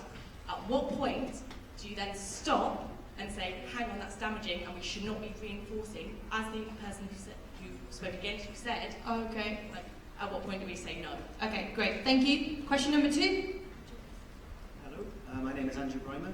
I'd just like to clarify whether, under the law, inciting violence will be prevented at events like this, so that things like the speaker against will be prevented. And I'd also like to clarify whether you're proposing that the validity of ideas should be assessed at events and by debate, rather than simply denying these people a platform. Okay, thank you. And question number 3 was just in the middle here. Do you have your microphone? Yeah? Okay. So my name's Jack Pickering, and I've got a particular question about... Could you speak a bit louder, please? Sorry, yeah. Thank you. I've got a particular question about in your AGM beliefs section. It says that students who hold minority views or popular views should not be given a free path. They should be challenged and explored or exposed. But nowhere anywhere else in the motion do you suggest ways in which we can do this, or concrete ways of doing this, or any particular method you take to do it. And it's all well and good to sort of say how, we will challenge this, but you need to also put in place how we're going to challenge these views. Okay, thank you. James, did you get them, or do you need them right back? Could I have the second part and second question? Okay, do you want to answer the first question then? Yeah. To the point, if possible, please. So, for opinions that become damaging, it becomes damaging when it's not challenged. That's pretty much where I draw the line on this. If the idea is not challenged, if you don't sort of argue against it and explain why that person is wrong and change their viewpoint, then in itself, you're failing your community. When do we say no? Well, within the law, there's laws against hate speech and inciting violence, which comes into the second question. So that in itself, if it breaches the law, then it breaches the policy. Okay, thank you. And we'll read the second question out to you. First part of it is whether inciting violence would be prevented by the law. I think I'm right, Andrew, you may have to correct me, whether validity would be given to views by having a debate on it. Is that the question? Could we get a microphone back to Andrew, please? Thank you. The question was whether you're proposing that the validity of ideas should be established by debate rather than simply by the presence of the platform. Okay, you got that? Yeah. I feel to a large extent I covered the first part. The law is where the line is on that.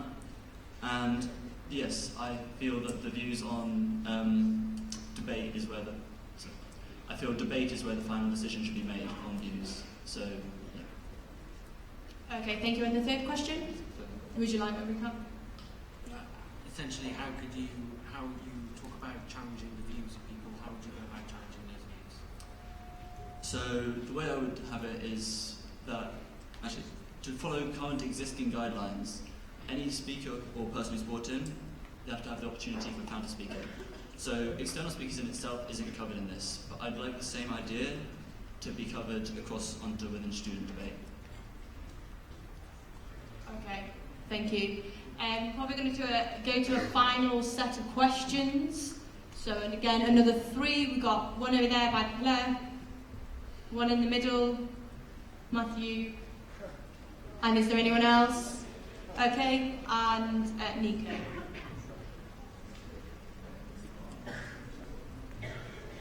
Okay, yep, first question. Hi, I'm Ben. Last year, the Student Union's Women's Officer made every attempt to no-platform prominent feminist Germaine Greer,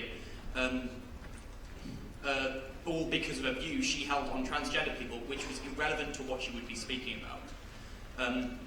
At what point do you believe that the combating of these issues, and of indeed issues which concern hateful speech or other, pardon me. At what point do you believe that we should allow people their right to free speech, and how far should hateful views or other views, which would, by your own definition, contravene laws, be tangentially involved? Okay, thank you. Question number two. Well, yeah. Yeah. Yeah. Sorry, carry on. Okay. So, my only problem with this motion is that it completely ignores the concept of cost, in the sense that when you invite speakers which are going to attract a lot of attention, you actually have to pay for security. Can I push you? What's your question? Yeah, it's long-winded. I'm sorry. Okay. Like last year, I was the treasurer doing the citing. We had to pay we were going to pay 800 quid to get security around a debate because it was that controversial.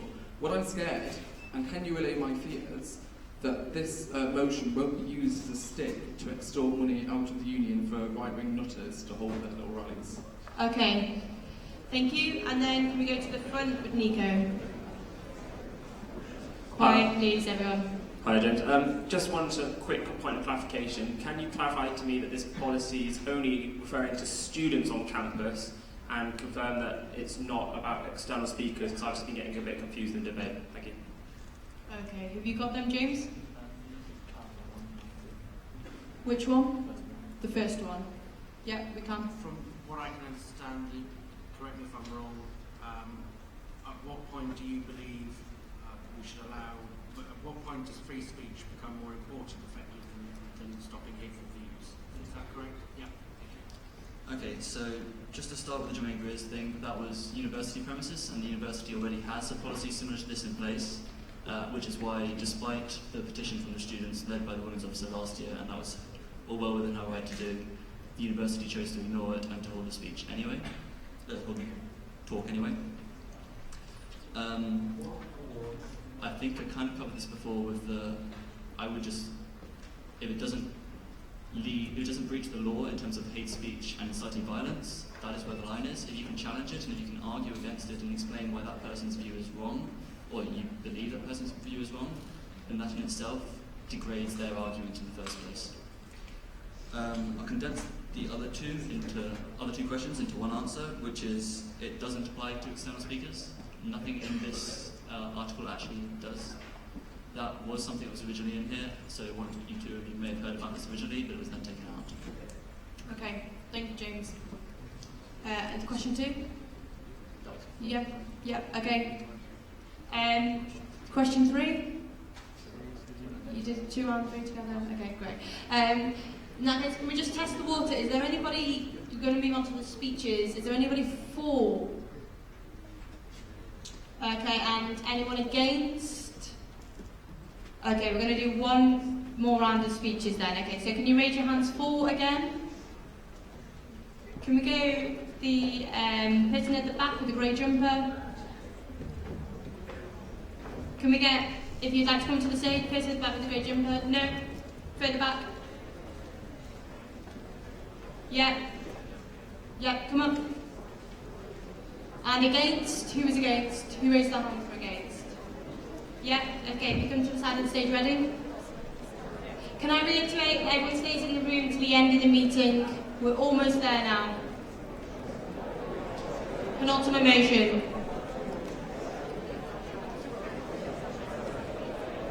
Can you make your way to the stage, please?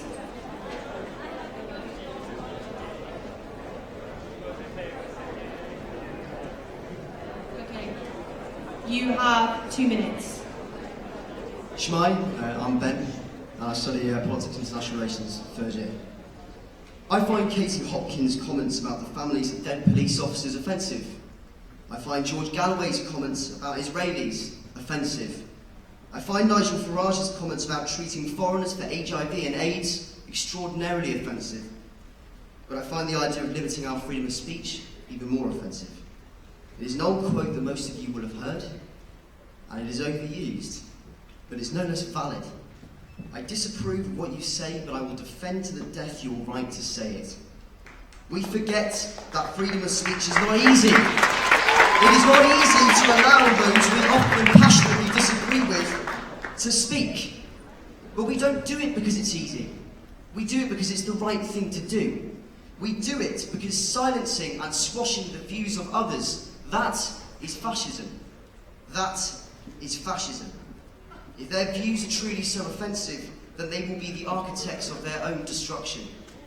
I support this motion on the grounds that of course there are individuals who spew hate, but we should always remember that it is not our responsibility to limit someone to speak, it is our responsibility to create a better argument against them. Don't crawl into your safe place and engage that person in debate.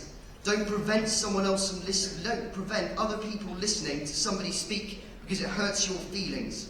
Make sure that those people are met head-on with reasonable, respectful, and informed arguments to the contrary. Thank you.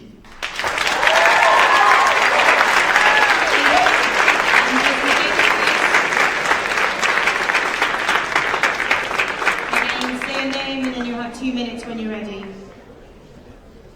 Hi, I'm Beth. That was quite a rousing speech.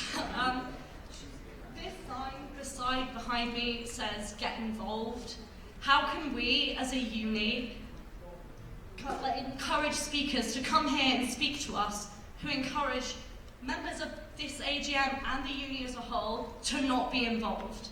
These speakers come and they promote hate, and I completely agree. Freedom of speech, I completely support it. However, we as a uni don't have to give them the platform. As it's been said before, it gives them validation, okay?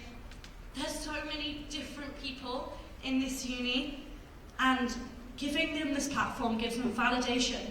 If we are letting members feel scared, feeling like they can't be involved in the uni because of people that we allow to have a platform, how can we stand for that? How can we say that we're getting people involved when we actively encourage people who don't want us to be involved? How is that fair?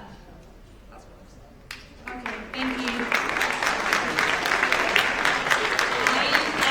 There's 3 in the room that are ready to go to a vote, and therefore the summation.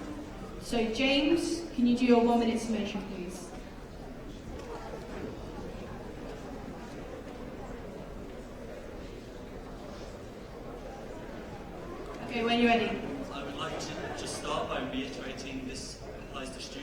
student speakers, not to external speakers. So, I'm not arguing that we have to listen to people who have what some of us may regard as stupid, demeaning, or ignorant remarks, and then just accept them. On the contrary, what I would like is for everyone, any comment or action of this nature is uttered or enacted, that they have their views challenged and then countered. If a view is heard openly, then it can be challenged. Because banning thoughts, expressions, and actions doesn't remove them or remove the will to have them happen. It simply hides, entrenches, and in many cases reaffirms these ideas. 10 seconds. I'll skip down a little bit. The United Nations Declaration on Human Rights states everyone has the right to freedom of opinion and expression. This right includes freedoms to hold opinions without interference and to seek and receive and impart information and ideas through any media and regardless of frontiers. Thank you. Time. I was going to finish with Voltaire, but it's been said already. Thank you, James. Okay, move to the voting part now. So, all those in favour of passing the motion, please raise your hands. Okay, nice and high, as high as you can, please, sorry. Okay, all those not wanting to pass the motion, please raise your hands. Against. Please raise your hands for abstentions. Okay, the motion passes.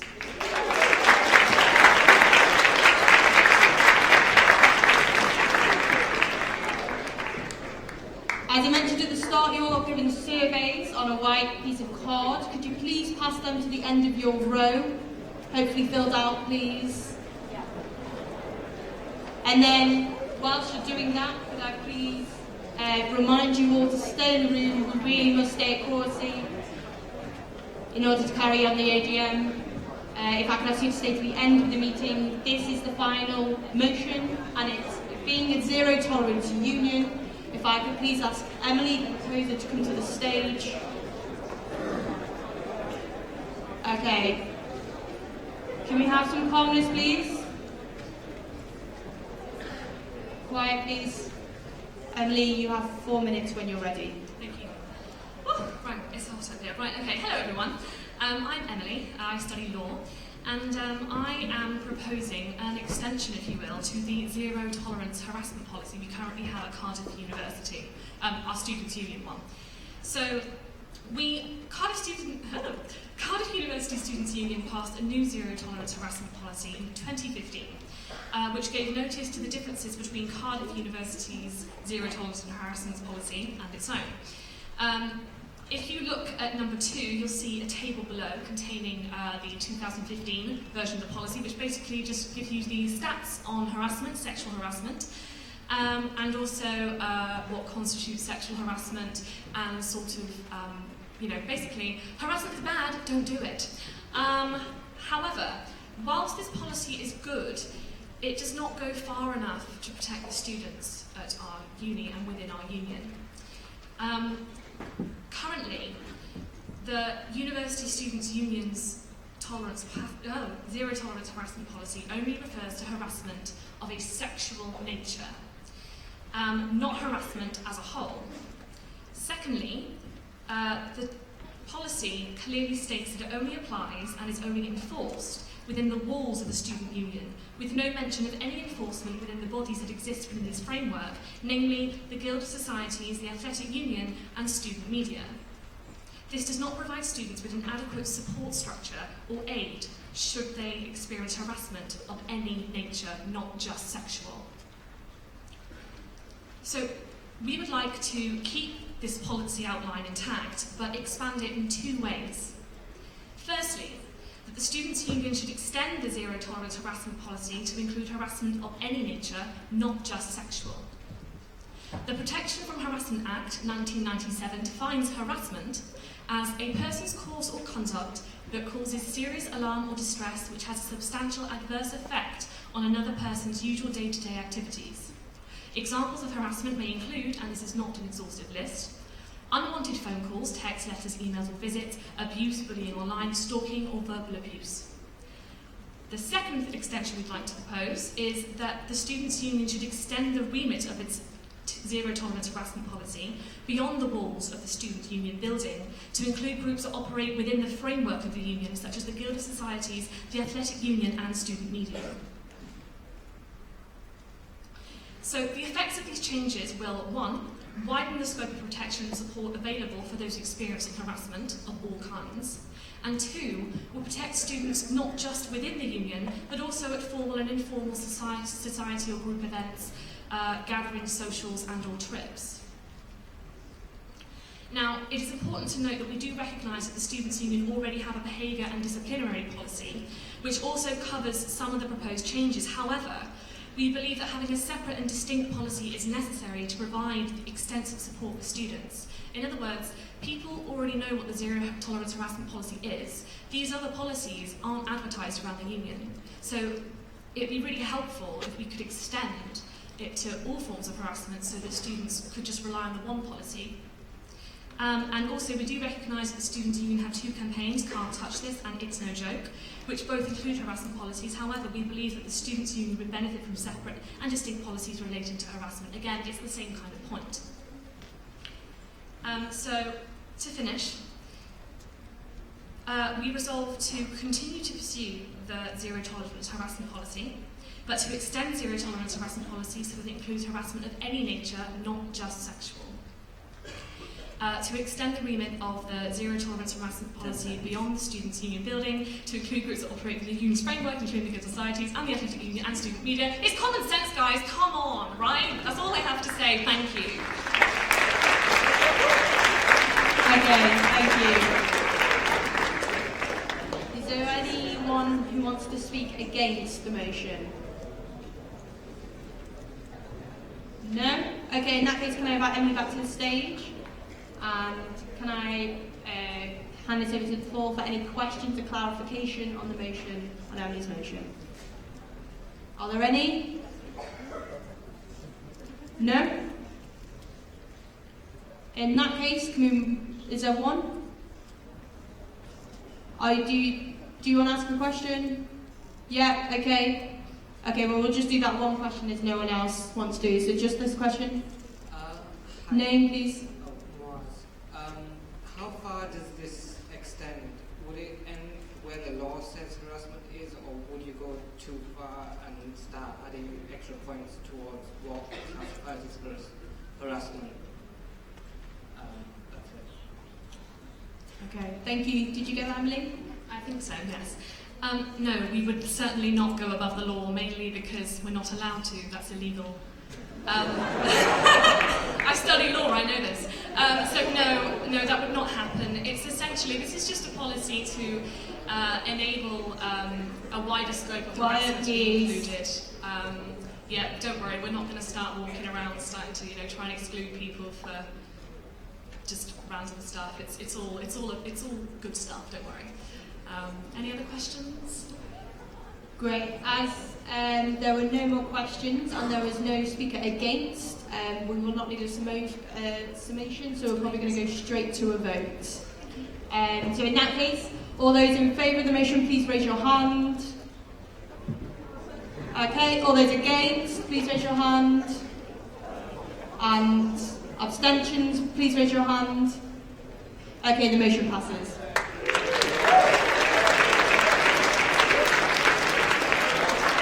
Moving on to point 9, which is notice of elections. Elections happen every year, and the nominations for next year's elections in February open today. There are 7 sabbatical positions and also 10 campaign officer positions. And lastly, any other business, if you could please leave your headsets on in the blue bins on your way out, just at the side. Please put the batteries in your headsets. Can we thank Vicky, the minute taker, and also thank you all very much for coming. Diolch.